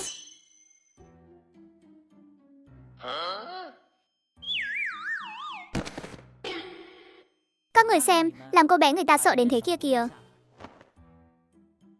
Trương Phong cũng hoàn toàn hiểu rõ, người phụ nữ này chính là đến để theo dõi mình, mà người ra lệnh này cũng chẳng phải ai khác, tuyệt đối là cảnh sát Hồ. Đương nhiên là Trương Phong chắc chắn cũng không oán trách hay thù hằn gì cảnh sát Hồ. Các người đều có thể cảm nhận được đầu của mình đang ở nơi nào chứ. Trương Phong nhìn Hồ Huệ Tâm đang ngã quỵ xuống đất vì quá sốc, bất lực thở dài. Không thể bỏ mặc được nhỉ, chỉ đành mang cô ấy theo thôi. Xong rồi, mình chết rồi sao? Chắc là bị hắc bạch vô thường dưới âm phủ bắt hồn rồi. Mùi gì thế này? Trời à, cô nàng này tè ra quần rồi à? May mà trước khi ra ngoài Hồ Huệ Tâm không uống nước. Nếu không thì, để bảo vệ bàn tay của mình, biết đâu Trương Phong đã ném thẳng Hồ Huệ Tâm từ trên trời xuống rồi. Các người chắc chắn chứ? Cảm nhận được cái đầu của các người ở bên trong tòa nhà phía trước sao? Khai nhân gian, trông giống như một câu lạc bộ gì đó, nhưng có thể ở ngay khu phố sầm uất mà chiếm được một diện tích đất lớn như vậy. Người mở câu lạc bộ này chắc chắn thân thế và bối cảnh không hề tầm thường. Thế này không phải là cách hay. Chuyện này cần phải bàn bạc kỹ lại. Sao lúc về lại thấy nhẹ hơn lúc đi nhiều thế nhỉ? Thôi xong, bỏ quên Hồ Huệ Tâm ở đó rồi. Hồn quy địa phủ, cấp như luật lệnh. Chẳng phải mình bị tiểu quỷ bắt hồn rồi sao? Chẳng lẽ đây chính là âm phủ sao? Sao mình lại ở nơi này? Tòa nhà cao thế này, mình lại đang ở trên sân thượng. Mình lên đây bằng cách nào nhỉ? Không lẽ là tiểu quỷ bắt hồn đưa mình đến đây sao? Chẳng lẽ muốn mình nhảy từ đây xuống mới có thể đến địa phủ để đầu thai chuyển kiếp sao? Bố mẹ ơi, kiếp sau con sẽ lại đến báo hiếu 2 người. Đang làm cái gì thế hả? Ma kìa, đừng làm hại tôi. Tôi đi trước ngay đây. Đợi chút, rồi anh hãy bắt hồn tôi sau được không? Cô đang nói cái gì thế? Bắt hồn với chả không bắt hồn. Nhìn cho kỹ đi. Tôi là Trương Phong. Tôi là người mà anh biết bay. Lúc nãy chính anh đã đưa tôi bay trên trời, đúng không? Anh không phải người, anh không phải người. Cô gào cái gì đấy? Còn la hét nữa. Có tin là tôi ném cô từ trên lầu xuống ngay bây giờ không? Đưa điện thoại cho cô làm gì? Đưa đây cho tôi. Cô gái đó thế nào rồi? Anh đã tìm thấy bằng chứng chưa? Có quay lại được không? Giờ này tìm tôi, chắc là có phát hiện trọng đại gì rồi đúng không? Đúng vậy, cảnh sát Hồ. Tôi thực sự có phát hiện trọng đại đấy. Mày mơ ồ. Tiểu Trương à, tôi đang ngủ mơ mơ màng màng. Có chuyện gì thế này? Sao đột nhiên lại gọi tới? Về 7 cái thủ cấp bị mất đó. Tôi đã tìm thấy rồi. Trương Phong, chuyện này không thể đem ra đùa được đâu. Cảnh sát Hồ, đây là chuyện liên quan đến 7 mạng người đấy. Sao tôi có thể đùa với anh được chứ? Tốt quá rồi, Trương Phong à Trương Phong. Cậu của thực là quá đỉnh luôn. Vụ án lớn như thế này, cấp trên đã phái bao nhiêu người chúng tôi tới hỗ trợ. Một vụ án phức tạp, vậy mà để cậu phá xong chỉ trong một đêm. Mau gửi vị trí cho tôi. Tôi sẽ liên lạc với lão Mã ngay, dẫn người qua đó ngay lập tức. Liên lạc với cảnh sát Mã là chuyện tất nhiên, nhưng chuyện đưa người tới đây, tôi thấy chúng ta cần phải bàn bạc kỹ hơn. Ý cậu là sao? Bởi vì mọi manh mối đều chỉ về cùng một nơi. Khai nhân giới của địa thế này. Cái gì cơ? Tôi biết rồi. Trương Phong đoán không sai đâu. Khai nhân giới này của Nhiên có vấn đề lớn. Hơn nữa nơi này không hề đơn giản chút nào. Anh chắc chắn biết bay. Anh chắc chắn không phải là người. Không phải chứ, tôi đã nói với anh cả buổi trời về chuyện 7 cái thủ cấp đó, mà anh không lọt tai được chữ nào à? Trương Phong, tôi thấy cậu nên sớm khai báo đi. Thành thật khai báo để được khoan hồng. Như vậy tốt cho cả đôi bên. Đây là định coi mình như phạm nhân để bắt đầu thẩm vấn đấy à? Tôi nói cho anh hay, tôi không biết bay. Là anh tự nhiên ngất xỉu ngay trước mặt tôi đấy chứ. Tôi phải vác anh đi thang máy, rồi leo thang bộ mới lên được sân thượng này đấy. Không thể nào, chắc chắn là anh bay lên đây. Chứng cứ, tôi không có. Không có chứng cứ thì cậu nói cái quái gì thế? Chứng cứ tôi nhất định sẽ tìm được. Không đúng, mấy cánh cửa này đều được khóa từ bên ngoài mà. Hai người làm sao mà lên được trên này thế? Không đúng, mấy cánh cửa này đều được khóa từ bên ngoài mà. Hai người làm sao mà lên được trên này thế? Xem đi, xem đi. Tôi đã nói là anh bay lên đây rồi mà. Anh còn không chịu thừa nhận nữa. Thế cái ô khóa cửa đó anh giải thích thế nào? Bay lên cái gì chứ? Đang đóng phim truyền hình à? Lão Hô à, không phải tôi nói ông đâu. Ông thực sự nên bảo con gái mình bớt đọc tiểu thuyết lại đi. Tiểu Trương à, cậu có chắc là 7 cái đầu bị mất tích đó đang ở ngay chỗ này không? Cũng phải, nơi có khả năng nhất để cất giấu 7 cái đầu đó. Em là cũng chỉ có thể là ở đây thôi. Cái gì? Thế sao? Các anh cả tháng trời rồi mà không vào trong khám xét sao? Mọi người có biết ông chủ của chốn nhân gian này là ai không? Tôi có tìm hiểu qua rồi. 15 năm trước, một người tên là Thành Băng đột nhiên xuất hiện ở đích thị. Không biết từ đâu mà có được một khoản vốn khởi nghiệp, đã mở một quán KTV ở ngoại ô thành phố đích thị. Sau đó toàn bộ sự nghiệp thuận buồm xuôi gió. Chỉ trong 5 năm đã trở thành ông trùm ngành giải trí lớn nhất đích thị. 10 năm đã giành được danh hiệu doanh nhân kiệt xuất của đích thị. Thành phố đã cách cấp cho một mảnh đất ở trung tâm này để làm trụ sở của Thành Băng. Cho đến tận bây giờ, vẫn chưa có ai có thể lung lay được Thành Băng về địa vị tại đích thị. Nhưng mọi người có biết trước khi làm ngành giải trí, ông ta làm nghề gì không? Ông ta chỉ là một kẻ bán cá bình thường ở chợ rau ngoại ông phía Tây thôi. Bán cá thì làm sao chứ? Tiểu Trương, sao cậu lại có vẻ mặt đó? Không có gì, chỉ cảm thấy những người bán cá có vẻ đều rất lợi hại. Dù sao thì sóng gió càng lớn, cá lại càng đắt mà. Vậy trong suốt 15 năm qua, Thành Băng này vẫn luôn trong sạch, không có chút vấn đề nào sao? Không có sao. Chúng tôi từng thành lập riêng một đội điều tra đặc biệt. Sau cuộc điều tra kéo dài cả một năm trời, vẫn không tra ra được bất kỳ manh mối nào. Vậy tại sao các ông lại thành lập đội điều tra đặc biệt? Trên địa bàn từng xảy ra 3 vụ thiếu nữ mất tích, trong đó có 2 vụ lần lượt vào 5 năm và 10 năm trước, mà đều có chung một đặc điểm. Họ đều từng làm việc tại khai nhân gian rồi mới nghỉ việc. Sau khi nghỉ không lâu thì mất tích. Chúng tôi cho rằng việc họ mất tích có liên quan đến khai nhân gian. Nhưng người làm việc tại khai nhân gian và số phụ nữ nghỉ việc quá nhiều, mà chỉ mất tích có 2 người, khiến chúng tôi không tìm được chứng cứ gì cả. Vậy còn một vụ nữa thì sao? Vụ mất tích này xảy ra vào tuần trước. Tuy rằng vẫn chưa tìm thấy người, nhưng thiếu nữ này lại chưa từng làm việc ở khai nhân gian. Cộng thêm vụ án 7 cái xác không đầu hiện nay là quan trọng nhất, nên tôi cũng không nhắc tới. Có thể cho tôi xem hồ sơ của mấy vụ mất tích này không? Đương nhiên rồi. Lúc nghe thấy cái tên khai nhân gian là tôi đã có cảm ứng rồi, nên đã đọc, biệt mang theo hồ sơ của 2 vụ án này tới đây. Sao vậy Trương Phong? Cậu nhìn ra được gì sao? Hóa ra là như vậy. Tiểu Trương, cậu nhìn ra gì rồi à? Trương Phong gần như nói theo bản năng. Ba người phụ nữ mất tích này đều có một đặc điểm chung. Ngày tháng năm sinh của họ đều là năm âm, tháng âm, ngày âm. Đối với người tu hành mà nói, đây là cơ thể thuần âm, là lò đỉnh tu luyện tuyệt hảo. Cậu nói cái gì cơ? Chỉ mới nhìn qua ngày tháng năm sinh của ba thiếu nữ mất tích, rồi bấm ngón tay tính toán một hồi, mở miệng ra là nói lò đỉnh tu luyện. Tiểu Trương à, cậu có nghe thấy mình đang nói gì không? Tôi biết ngay là Trương Phong cậu có vấn đề mà. Lòi đuôi cáo ra rồi nhé. Cậu chắc chắn không phải người bình thường. Tiểu Trương à, có phải cậu cũng theo Hồ Tuệ Tâm đi xem mấy cuốn tiểu thuyết vô tri đó rồi không? Mê muội mấy thứ đó chỉ tổ nhụt chí thôi. Tôi chỉ đùa chút thôi mà, để làm dịu bầu không khí thôi. Mọi người đừng coi là thật nhé. Phía sau Hồ Tuệ Tâm đang cuống cả lên kìa. Tên Trương Phong này đúng là có vấn đề mà. Sao mọi người lại không tin chứ? Thất tuyệt chứng, nhưng linh khí ở thế giới này thực sự quá ít. Lẽ ra không thể tu luyện được mới đúng. Nhưng ba thiếu nữ trẻ tuổi mất tích này đều là những lò luyện tuyệt vời để tu luyện. Trong thế giới này chẳng lẽ thực sự có tà tu tồn tại sao? Tiểu Trương, cậu có chắc chắn dựa theo điều tra của cậu 7 cái đầu lâu đó nằm trong khán nhân gian không? Ông chủ thành binh của khán nhân gian này có quan hệ không hề đơn giản với cấp trên đâu. Nếu không có bằng chứng xác thực, phân cục em là không thể cử người tới khám xét được. Cảnh sát Mã thật ra đã nhắm vào khán nhân gian từ lâu rồi. Với kinh nghiệm trinh sát hình sự nhiều năm của ông ấy, nơi khán nhân gian này tuyệt đối có vấn đề. Nhưng khổ nỗi phía trên người ta có người chống lưng. Để cho chắc chắn, tôi có thể lèn vào khán nhân gian điều tra trước. Nếu xác định được vị trí của 7 cái đầu lâu đó, sẽ lập tức báo cho cảnh sát Mã triển khai khám xét và bắt giữ ngay. Tiểu Trương, cậu, cảnh sát Hồ, tôi biết cô đang lo lắng điều gì, nhưng đừng quên, tôi chỉ là một pháp y nhỏ bé vừa mới nhậm chức ở thành phố bên cạnh thôi. Cho dù tên thành binh này có tài nguyên và quan hệ ở cấp trên, thì làm sao để ý tới một pháp y tiểu Trương ở thành phố lân cận như tôi chứ? Hơn nữa, gặp nguy hiểm chẳng lẽ tôi không biết chạy sao? Có phải cô quên mất thân thủ của tôi rồi không? Lão Hồ, Tiểu Trương nói đúng đấy.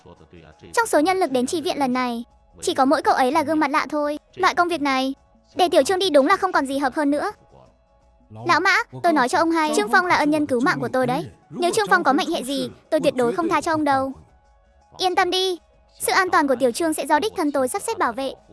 Nếu xảy ra vấn đề gì, tôi sẽ từ chức.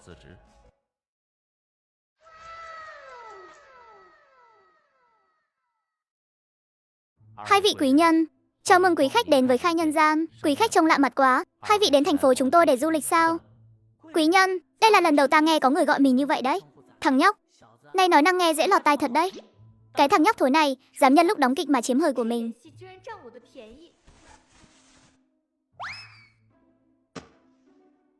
Hai vị quý nhân, mời đi theo tôi. Tôi sẽ đưa hai vị đi làm thủ tục nhận phòng ngay. Quản lý sảnh thầm dán một cái mác cho Trương Phong ở trong lòng. Kẻ giàu sổi, nhưng giàu sổi thì đã sao? Có tiền thì là ông hoàng rồi. Mở cho ta một phòng tổng thống. Vị quý nhân này, rất xin lỗi, tất cả các phòng ở khai nhân gian, tiêu chuẩn dịch vụ đều như nhau cả. Không có phòng tổng thống như ngài nói đâu ạ. Ngươi có ý gì đây? Là muốn bắt ta ở cùng tiêu chuẩn với đám người hạ đẳng kia sao? Này lão Hồ, cái cậu nhóc ở phân cục các ông, trước khi vào làm có lai lịch thế nào? Ông đã điều tra kỹ chưa vậy? Tôi cũng chẳng biết nữa. Quả thực, lời Trương Phong nói nghe thật là muốn đấm mà. Rõ ràng là giống hệt như trong tiểu thuyết, một tên đại phản diện giàu sổi bị ép hãm. Quý nhân, ngài hiểu lầm rồi. Những người hạ đẳng mà ngài nói không đủ tư cách để bước vào khai nhân gian đâu. Khai nhân gian chúng tôi không có phòng tổng thống, là bởi vì mỗi căn phòng của chúng tôi đều là phòng tổng thống. Được, mở phòng cho ta. Hoan nghênh quý khách, hoan nghênh. Quản lý sảnh sau màn này càng thêm khẳng định Trương Phong là một kẻ giàu sổi lắm tiền nhưng ngốc nghếch. Còn trong lòng Lâm Vĩ cũng đã bắt đầu chửi thầm rồi. Trương Phong, đồ lưu manh thối tha. Đại mỹ nữ đứng ngay cạnh thì không chạm vào, lại đi sờ người khác. Đồ cha nam, đồ lưu manh.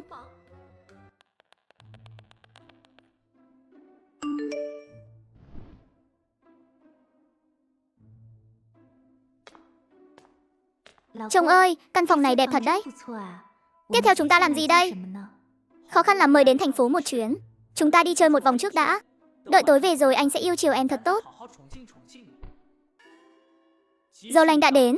Làm việc thôi đái trà. Bụng không được khỏe rồi. Tôi đi giải quyết cái đã. Con tự đối.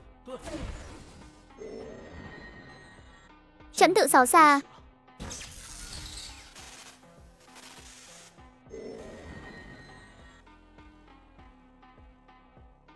Mẹ kiếp, chuyện này là sao? Trời à, chuyện này là sao? Lão Mã sao thế? Cứ cuống cả lên. Anh không thấy chỗ người ta tối thui rồi sao? Chẳng phải chỉ là mất điện thôi sao? Có gì mà làm loạn lên thế? Vậy nếu tôi nói với anh Thái Nhân Gian từ 15 năm trước bắt đầu khởi công xây dựng, đến nay chưa bao giờ bị mất điện. Anh thấy sao và nghĩ gì? Liệu đây có phải do Trương Phong làm không? Tốt nhất đừng là cậu ta. Nếu thực sự là cậu ta làm, hy vọng cậu ta thực sự có thể tìm được bằng chứng xác thực để chúng ta lục soát Thái Nhân Gian trong thời gian ngắn nhất. Nếu không thì, khi ánh mắt của mọi người đều tập trung vào Thái Nhân Gian, mà nhóm Trương Phong lại tay trắng trở về, đánh động là một chuyện. Cấp trên trách tội xuống, Trương Phong gánh không nổi đâu. Nếu thực sự có vấn đề gì, tôi sẽ không để một mình Trương Phong gánh vác. Với tư cách là cấp trên của cậu ấy, tôi cũng có trách nhiệm. Yên tâm đi, tôi là người chỉ huy hành động. Tôi cũng có trách nhiệm. Biết đâu, lần này Trương Phong thực sự có thể mang lại bất ngờ cho chúng ta. À, làm ăn cái kiểu gì thế? Mất điện rồi mà không biết bật nguồn điện dự phòng lên sao? Sếp Trình, nguồn điện khẩn cấp đã bật rồi, nhưng vẫn không có điện. Em là hộp điện bị cháy rồi ạ. Vô dụng, một lũ vô dụng. Hộp điện chẳng phải mỗi tuần đều kiểm tra một lần sao? Sao có thể cháy được? Thằng danh nào kiểm tra hộp điện? Tối nay tìm ra nó cho tôi. Đưa lên núi sao ngoại ông rồi rớt nó đi. Là Trình tổng.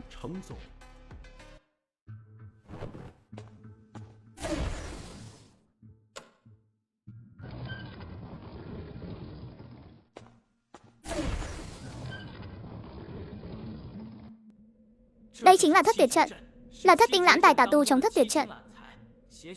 Trên đời này thế mà thật sự tồn tại tà tu.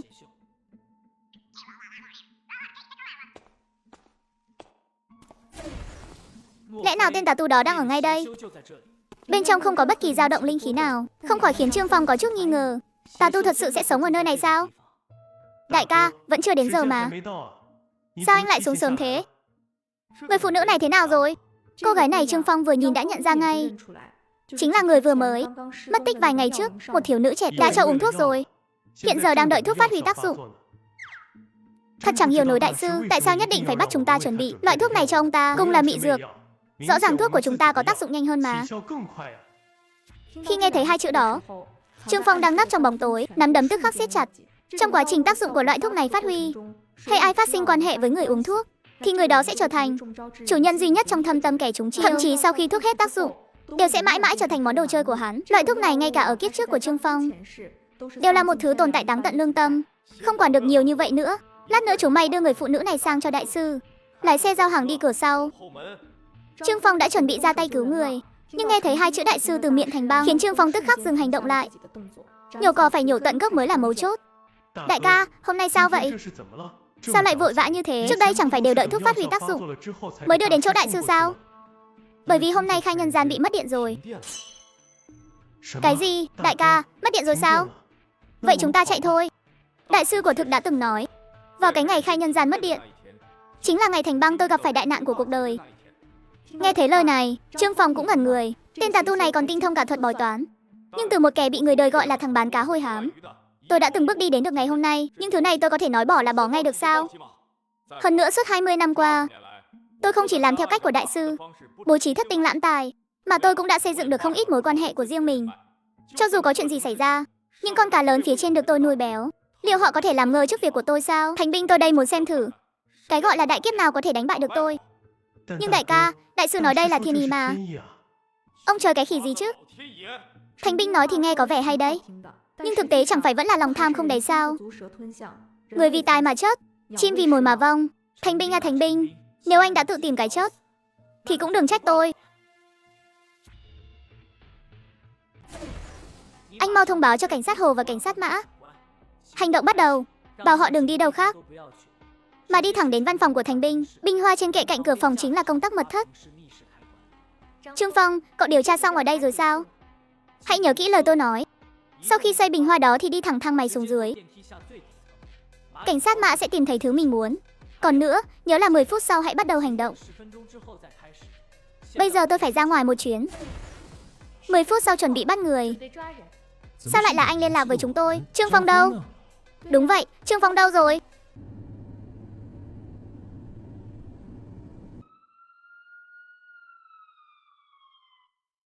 Lên nào.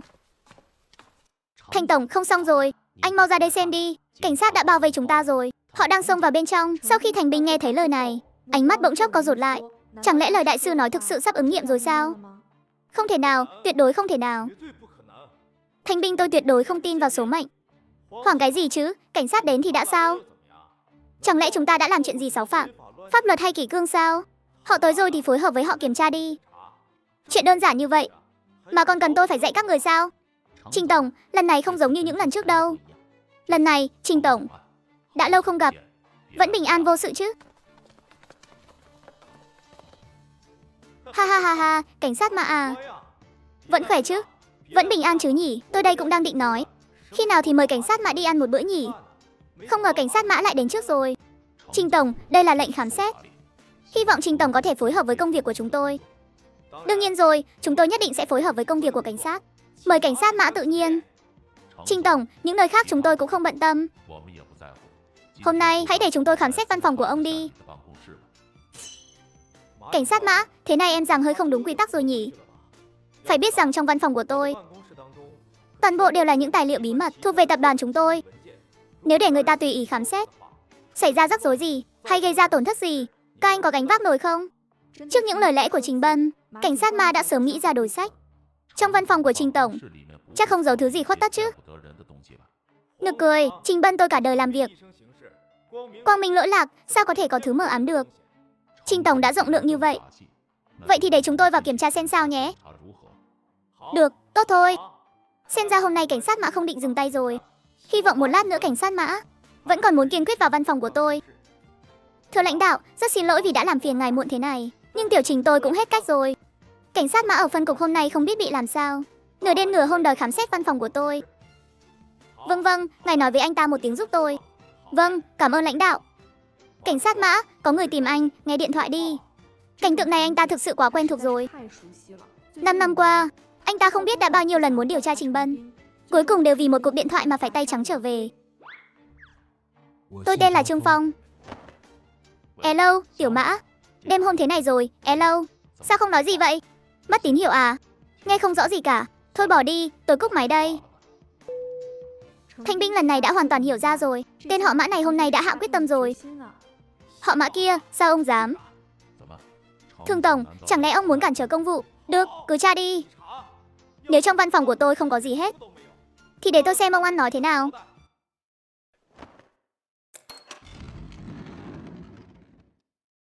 Hóa ra là Trương Phong thật. Cái tên Trương Phong đó của thực rất cừ nha. Rốt cuộc hắn đã làm thế nào vậy? Trình tổng à, giờ ông có thể cho chúng tôi một lời giải thích hợp lý không? Không thể nào. Tuyệt đối không thể nào. Dựa vào đâu mà các người biết được? Rốt cuộc các người làm sao mà biết được hả? Lão Hồ à, ông nói xem cái cậu Trương Phong này, không lẽ thật sự biết yêu thật gì đó sao? Cảnh sát Lão Hồ, tôi đã sớm cảm thấy tên Trương Phong này có vấn đề rồi, nhưng khổ nỗi không có bất kỳ bằng chứng nào. Ông hỏi tôi thì tôi biết hỏi ai? Dù sao thì tôi cũng không biết. Cảnh sát Hồ và cảnh sát Mã lập tức dẫn người đi thang máy, đi xuống tầng dưới cùng. Tầng dưới cùng, thất tinh lãm tài trận đó khiến họ phải rung mình kinh hãi. Thanh binh cái đồ khốn kiếp này, để hắn chết cũng còn là hời cho hắn lắm.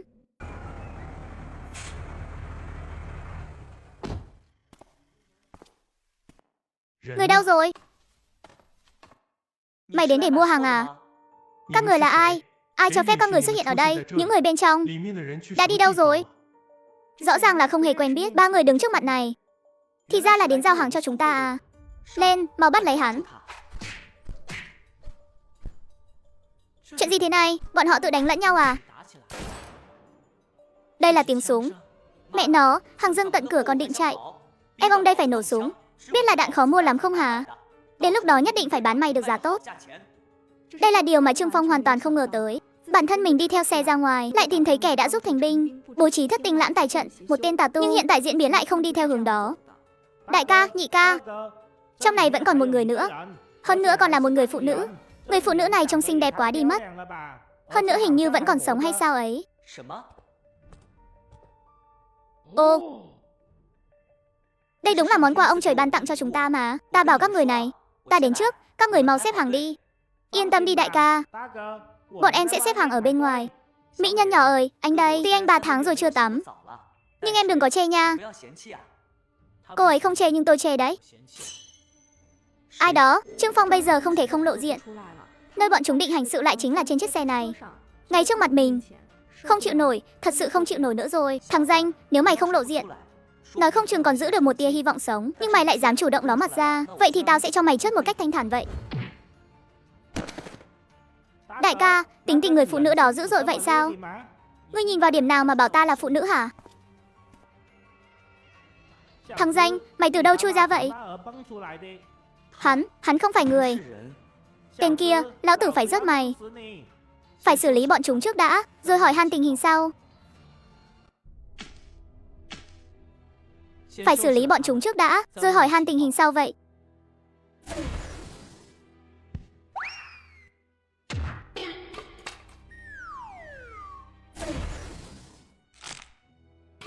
Nói đi, ba đứa các người tại sao lại ở đây? Qua sự tra hỏi của Trương Phong mới biết được, nơi này hóa ra lại là một điểm buôn bán nội tạng cơ thể người. Ba tên này đã đến đây từ nửa năm trước. Nhận thấy vị trí này rất thích hợp để làm sao huyệt. Thảo nào người giao hàng lại không hề quen biết bọn họ.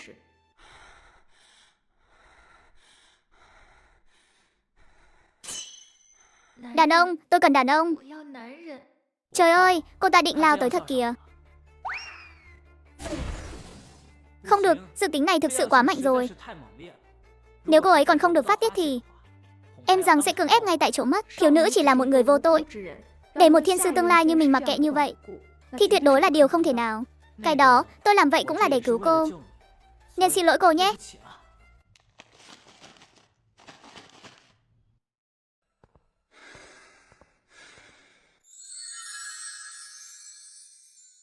Lượng linh khí bổ sung nhận được lần này thậm chí còn nhiều hơn cả lần cứu hổ trước đó. Nhưng Trương Phong vẫn không quên mục đích của chuyến đi này. Tà tu, nhưng gần đây không có bất kỳ khí tức nào của tu sĩ. Tên tà tu này không có ở đây. Thôi bỏ đi, mình vẫn nên gọi hắn dậy hỏi cho rõ. Hy vọng linh hồn của nhóc con này vẫn chưa bị câu đi mất. Cũng để đỡ cho mình bớt rắc rối. Thái thượng lão quân cấp như luật lệnh. Không phải tôi đã bị người ta bắn chót rồi sao? Lẽ nào đây là âm phủ? Sao âm phủ lại giống hệt dương gian thế này? Được rồi, anh còn chưa kịp xuống âm phủ đâu. Tôi chỉ gọi hồn anh quay về thôi. Có việc muốn hỏi anh đây. Tôi hỏi anh này, vị đại sư mà anh và Thành Băng nhắc tới có phải đang sống ở đây không? Sao anh lại biết được? Chẳng lẽ anh đã nghe lén cuộc trò chuyện của chúng tôi? Đừng nói nhảm nữa. Hỏi gì thì đáp nấy. Hừ, cái tính nóng này của tôi. Anh có biết tôi là ai không?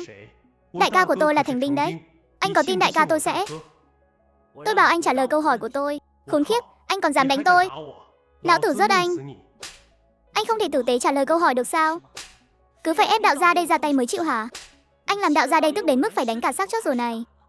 Nhóc con, anh có tin tôi nói vài lời với lão huynh Diêm Vương cho anh súng chảo dầu chiên luôn không? Đừng đánh nữa. Tôi sai rồi, đạo gia tôi sai rồi, đừng đánh nữa mà. Gã tài xế cũng không còn cứng đầu nữa. Bắt đầu kể lại về đại ca trong miệng hắn và Thành Băng. Trước đây luôn sống ở nơi này, cứ cách 5 năm gã tài xế lại đưa một cô gái đến đây, chính là để đưa cho vị đại sư đó, mà ông ta chưa bao giờ nhìn thấy mặt vị đại sư đó, chỉ mới nghe thấy giọng nói của vị đại sư này mà thôi. Vị đại sư này ẩn mình rất kỹ, chẳng phải lại cách nhau 5 năm sao? Tài xế theo yêu cầu của Thành Băng tới đây để đưa Lưu Đỉnh rồi, nhưng không ngờ đại sư đã biến mất rồi. Nơi này lại trở thành một ổ nhóm buôn bán nội tạng người. Nói như vậy, tên tà tu đó ít nhất là từ nửa năm trước đã rời khỏi nơi này rồi. Rốt cuộc là đã đi đâu rồi? Manh mối đến đây là đứt đoạn rồi. Trương Phong có chút khó chịu. Vốn định sau khi giải quyết xong tên tà tu này, mình có thể thu được nhiều linh khí hơn, nhưng giờ thì bị ngắt quãng. Vẫn còn một người nữa là Thành Băng. Thành Băng chắc là đã từng gặp tên tà tu này. Trương Phong, cuối cùng anh cũng gọi điện rồi. Anh đang ở đâu vậy? Có gặp nguy hiểm gì không? Có bị thương không? Tôi thì có nguy hiểm gì chứ? Cô đợi chút. Một lát nữa tôi gửi định vị cho cô, rồi bảo cảnh sát Mã và cảnh sát Hồ điều thêm ít nhân lực qua đây. Tốt nhất là mang thêm nhiều người một chút. Lâm Nhuế ở đầu dây bên kia rõ ràng là đã thở phào nhẹ nhõm. Cô luôn không dám gọi điện cho Trương Phong. Lỡ như Trương Phong đang theo dõi ai đó, gọi điện chẳng phải sẽ làm lộ anh ấy sao? Trương Phong, anh tìm thấy đồng bọn của Thành Băng rồi sao? Không phải, đây có vẻ là một vụ án mới. Thực sự không liên quan nhiều đến Thành Băng đâu. Cái gì? Vụ án mới sao nói đến là đến vậy? Sao anh đi đến đâu? Là ở đó lại xảy ra án mạng vậy? Nghe Lâm Nhuế nói vậy, khiến Trương Phong cạn lời luôn. Anh trực tiếp cúp máy luôn. Trương Phong một lần nữa cảm nhận được một luồng linh khí huyền diệu đang dần thấm vào trong đan điền của mình. Tốt quá, tu 6 của mình lại khôi phục được không ít rồi. Không lâu sau, cảnh sát Hồ và cảnh sát Ma đã đến hiện trường để khám nghiệm. Đến khi trời gần tờ mờ sáng, nhóm người này mới rầm rộ thu quân. Pháp y Trương thật sự quá lợi hại. Anh ấy thật sự là pháp y sao? Sao năng lực điều hành của anh ấy cũng mạnh như vậy chứ? À, tôi còn nhớ quân lãnh trạng mà anh ấy đã lập trước đó là sẽ phá án trong vòng 1 tuần. Hiện tại mới qua 2 ngày thôi, không? Nói chính xác thì chỉ mới có 1 ngày. Bởi vì cảnh sát Mã nói, ngay từ tối hôm kia, anh ấy đã xác định được vị trí của phần đầu bị mất rồi. Thật là đỉnh quá đi. Pháp y Trương, anh ấy thật sự chỉ là một pháp y thôi sao? Không chỉ đơn giản như vậy đâu. Pháp y Trương còn tiện tay triệt phá một vụ án buôn bán nội tạng người nữa. À không phải. Cảnh sát Mã, mọi người đang làm gì vậy? Tất nhiên là chúng tôi đang chào đón anh Hùng trở về rồi.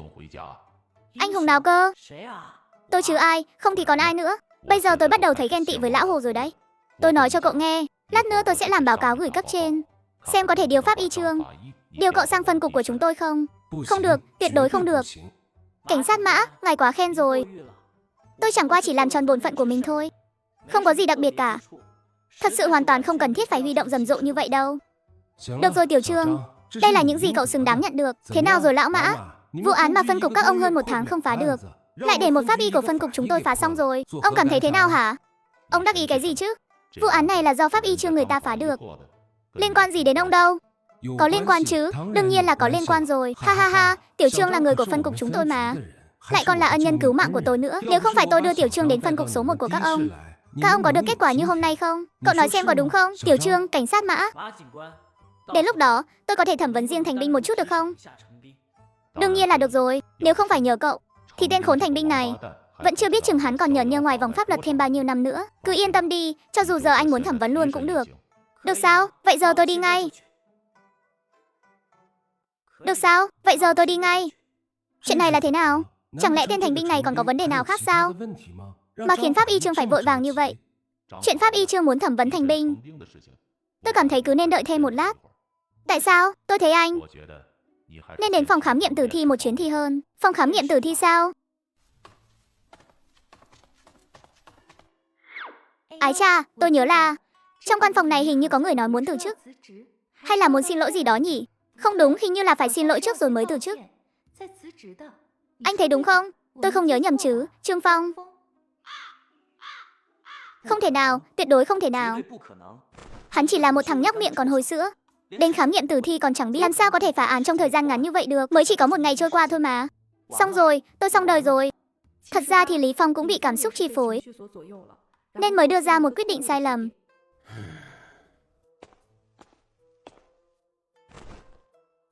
Pháp y Trương, xin lỗi anh. Tôi vì những lời lẽ có mắt mà không thấy Thái Sơn trước đây. Thành thật xin lỗi anh. Từ hôm nay tôi chính thức từ chức, hoàn toàn rời khỏi đội ngũ pháp y, vì tôi không xứng đáng. Trương Phong thực ra cũng biết, vấn đề trong vụ cá cược giữa mình và Lý Phong không có nghĩa là năng lực của Lý Phong kém. Người ngăn Lý Phong từ chức chắc chắn không thể là mình. Nhưng cảnh sát Mã biết, mục đích mình gọi Trương Phong đến đây đã đạt được. Các vị, chuyện tiếp theo phải làm phiền mọi người rồi. Mọi người cứ làm việc đi, chúng tôi còn phải thẩm vấn phạm nhân, nên không nán lại lâu đâu. Chủ nhiệm Lâm, giờ cô có thể nói cho tôi biết, giữa cô và tên Lý Phong đó, rốt cuộc đã xảy ra chuyện gì không? Thấy anh ta bị bẽ mặt, sao cô lại cười vui vẻ như thế? Anh ấy từng theo đuổi tôi. Chỉ thế thôi sao? Cô có biết anh ấy đã theo đuổi thế nào không? Anh ấy là bạn học cấp 3 của tôi, cậy mình là thủ khoa kỳ thi chuyển cấp, suốt ngày vênh váo tự đắc ở trong trường, rồi đi đến trước mặt em, nói thẳng với em là hãy làm bạn gái của Lý Phong hắn đi. Bởi vì Lý Phong hắn là người có thành tích học tập tốt nhất. Em làm bạn gái hắn là em đang trèo cao với Lý Phong hắn rồi. Thấy em xinh đẹp nên mới nói câu đó. Nếu không thì hắn còn chẳng thèm nhìn em lấy một cái. Ghê thật đấy. Thằng nhóc đó lúc đó đã hợm hĩnh thế rồi sao? Đương nhiên rồi, cứ như thể coi em là một món đồ phụ thuộc vậy. Ai mà chẳng bực chứ, nên em nói thẳng với hắn luôn. Kỳ thi đại học hãy thi cùng chuyên ngành với em. Chỉ cần anh thi đậu hạng nhất thì em sẽ làm bạn gái của anh. Sau đó hả? Hắn thi được hạng nhì. Vậy hạng nhất là ai? Dĩ nhiên là bổn cô nương đây rồi, không vì gì khác, chỉ để nhìn cái tên Lý Phong hợm hĩnh đó bẽ mặt. Bổn cô nương đây cũng phải dốc sức học hành chứ. Em giỏi thật, không ngờ đã qua lâu như vậy rồi mà vẫn còn cơ hội khiến cái tên Lý Phong đó khó chịu. Lần này đều nhờ vào anh cả, để bày tỏ lòng cảm ơn với anh. Đợi về nhà rồi, chị đây sẽ thưởng thật xứng đáng cho em. Thưởng sao? Em định thưởng cho anh cái gì? Đến lúc đó anh sẽ biết thôi. Cảnh sát Mã, giờ tôi có thể đi gặp Thành Băng được chưa? Đương nhiên, tôi đã nói rồi. Trước khi luật sư của tôi đến, tôi sẽ không nói gì hết. Đừng tưởng rằng đổi một thằng nhóc miệng còn hôi sữa tôi không quen biết là tôi sẽ mở miệng đấy. Cái tên họ Mã kia đâu? Bảo hắn qua đây. Trương Phong biết đây là Thành Băng đang kéo dài thời gian, Hắn vẫn còn trông mong vào những mối quan hệ để có thể cứu được hắn. Nhưng Trương Phong lúc này chỉ quan tâm đến một chuyện. Thất tình lãng tài của ông. Là ai đã truyền lại cho ông? Cậu là ai? Chuyện này là ai nói cho cậu biết? Nói cho tôi biết vị đại sư mà ông nhắc đến là ai. Tên là gì? Tôi phải làm sao mới tìm được ông ta? Trả lời câu hỏi của tôi đi. Là ai đã nói cho anh biết? Bây giờ người cần trả lời câu hỏi là anh đấy. Trước khi luật sư của tôi đến, tôi sẽ không nói bất cứ điều gì.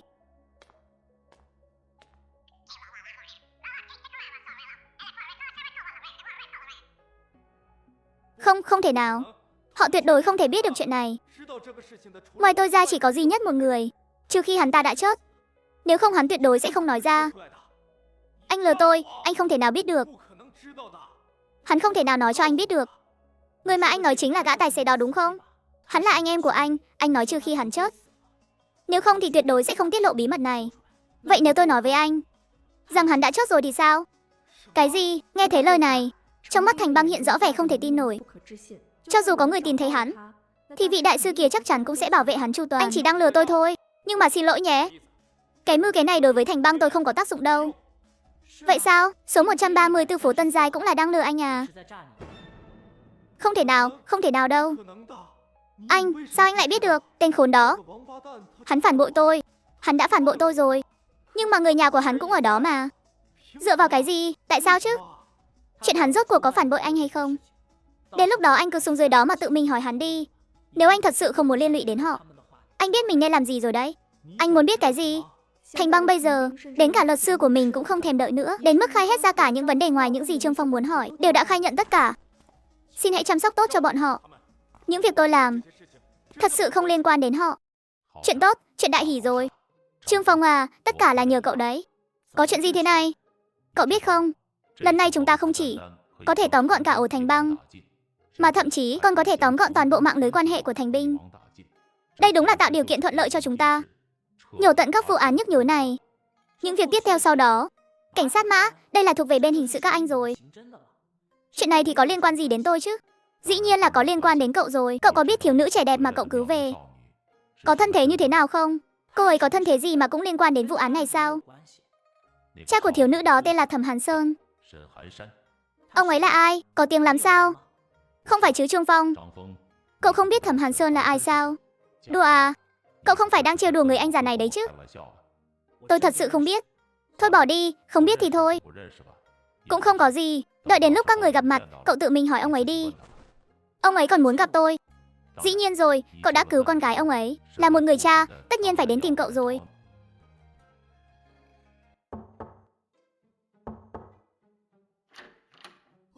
Trời à, dáng người của anh ta sao mà đẹp thế này? Có chuyện gì không? Ba tôi bảo anh hôm nay hãy thay bộ đồ này vào. Sau đó chuẩn bị một chút. Hôm nay có một hoạt động cần anh và chúng tôi cùng tham gia. Tôi biết rồi. Cảnh sát Hồ. Còn có việc gì nữa sao? Sao nào? Trương đại pháp sư của chúng ta mà cũng biết xấu hổ sao? Không phải cảnh sát Hồ. Cô đang làm cái gì vậy? Này cảnh sát Hồ. Nam đơn nữ chứ chúng ta ở trong căn phòng này. Hơn nữa tôi còn chưa mặc quần áo. Liệu có phải là không thích hợp lắm không? Giờ thì anh biết là không thích hợp rồi sao? Lúc trước khi anh ôm tôi bay trên trời thì sao? Trương Phong đã hiểu ra rồi. Hồ Huệ Hân này, hóa ra vẫn còn đang để bụng chuyện trước đó. Cô định chưa xong chưa thôi à? Lần nào tôi cũng phát hiện ra bí mật của anh. Nhưng lần nào các anh cũng tiêu hủy chứng cứ. Lại còn bỏ mặc tôi một mình trên sân thượng. Hôm nay tôi phải tính sổ món nợ này. Tôi cảnh cáo cô đấy nhé. Cô đừng có làm càn. Tôi không phải hạng người tùy tiện đâu. Bây giờ trong căn phòng này không còn ai khác nữa. Cô còn chưa mặc quần áo. Đây đúng là cơ hội của tôi rồi. Sao nào, cô còn muốn gọi người nữa không? Gọi đi, cô gọi đi. Cô có kêu rách họng cũng chẳng có ai đến cứu đâu. Hay thật đấy. Cái tính cách này của Hồ Tuệ Tâm cũng có vấn đề thật. Cô ta không phải là lưu manh đầu thai đấy chứ? Là cô ép tôi đấy nhé. Tuy đạo gia tôi không phải hạng người tùy tiện, nhưng một khi đạo gia tôi đã tùy tiện thì không còn là người đâu. Ý định ban đầu của Hồ Tuệ Tâm thấy Trương Phong lại biết xấu hổ, nên mới muốn cố tình vào đây trêu chọc Trương Phong một chút. Nhưng không ngờ bản thân lại tự chui đầu vào miệng cọp. Sao nào, giờ đến lượt cô xấu hổ à? Bổn cô nương mà lại biết xấu hổ sao? Nhỏ vô đi gài sợ ai chứ?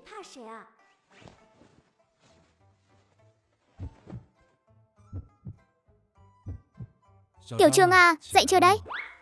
Cậu có thấy con bé Hồ Tuệ Tâm đâu không? Chú bảo nó mang đồng phục qua cho cậu. Không biết là mang đi đâu rồi. Lão Hồ, lại là chú nữa. Đã mấy lần thế này rồi. Trước là Lâm Nguế, giờ lại đến Hồ Tuệ Tâm. Cái thằng Tiểu Trương này. Nghe thấy không? Cậu có biết con gái chú đi đâu rồi không? Cảnh sát Hồ. Chào buổi sáng. Tiểu Trương, không ngờ dáng người cậu lại đẹp thế đấy. Lão cảnh sát Hồ, tôi không có sở thích đặc biệt nào đâu nhé. Được rồi, ha ha ha. Đồng phục nó đưa cho cậu rồi. Vậy người đâu rồi? Sao chú tìm mãi không thấy? Cô ấy á, tôi không biết nữa. Có lẽ là đã về phòng mình rồi. Chú vừa mới từ phòng nó sang đây mà. Làm gì có. Chắc là lại chạy đi đâu đó rồi. Thôi được rồi, cậu mau dọn dẹp rồi thay đồng phục đi. Chuẩn bị xuống lầu tập trung. Vâng ạ, cảnh sát Vũ đi thong thả nhé. Được rồi, mau ra đây mặc quần áo vào đi. Đừng để một lát nữa bố cậu lại quay lại đấy. Trương Phong, sao mặt em hơi đỏ thế? Có phải bị sốt không? Không sao, chắc là do trong phòng nóng quá thôi. Lạ nhỉ, Tiểu Hồ lúc này cũng nói thế.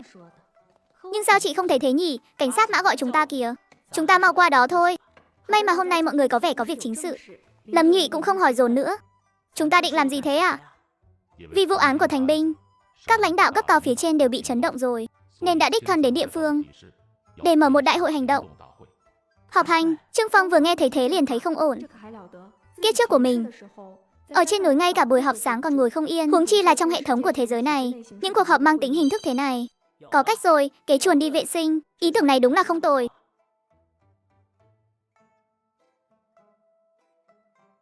Đại ca, ý em là điếu thuốc này giờ nhất định phải hút sao?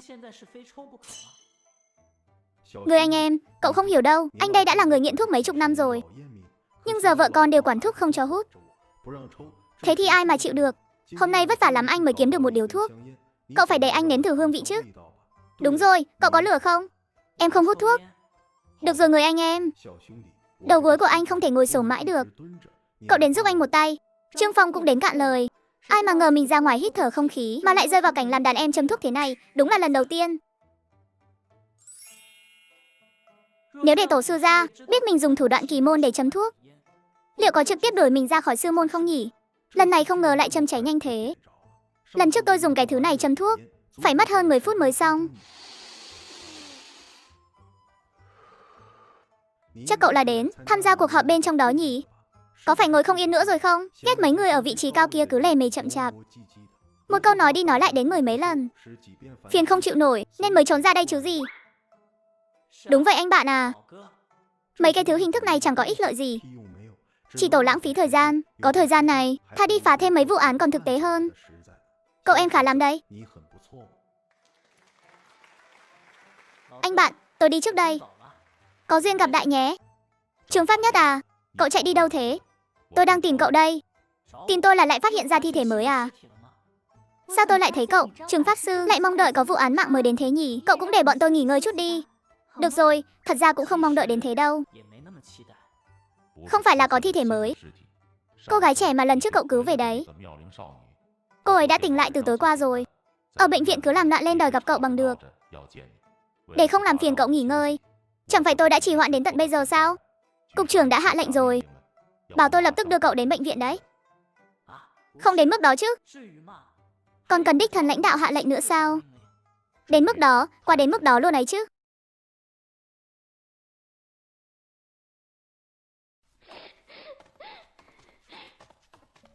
Luồng khí tức này, không lẽ nào? Chẳng lẽ thế giới này cũng tồn tại người như vậy sao? Trường Pháp Nhất, làm gì thế? Đừng ngẩn người ra nữa, đi mau thôi. Chắc là ảo giác thôi. Đến đây. Hashi, sinh lão bệnh tử, là chuyện thường tình của con người. Cảnh tượng này ở bệnh viện quá thường thấy rồi. Cảnh sát Mã, bọn họ định đẩy người đó đi đâu vậy? Hình như là vừa đẩy từ phòng cấp cứu ra. Chắc là người không cứu lại được nữa rồi. Chắc là sẽ tạm để ở bệnh viện, trong nhà xác dưới tầng hầm thôi. Nhưng người đó còn chưa chết mà. Trương Phong, cậu có nghe xem mình đang nói gì không hả? Trương Phong dường như không có ý định giải thích với cảnh sát Mã và Lâm Nhuế, mà trực tiếp nhanh chóng tiến về phía đội ngũ đang đầy thi thể kia. Xin chờ một chút. Vị cảnh sát này, có chuyện gì vậy?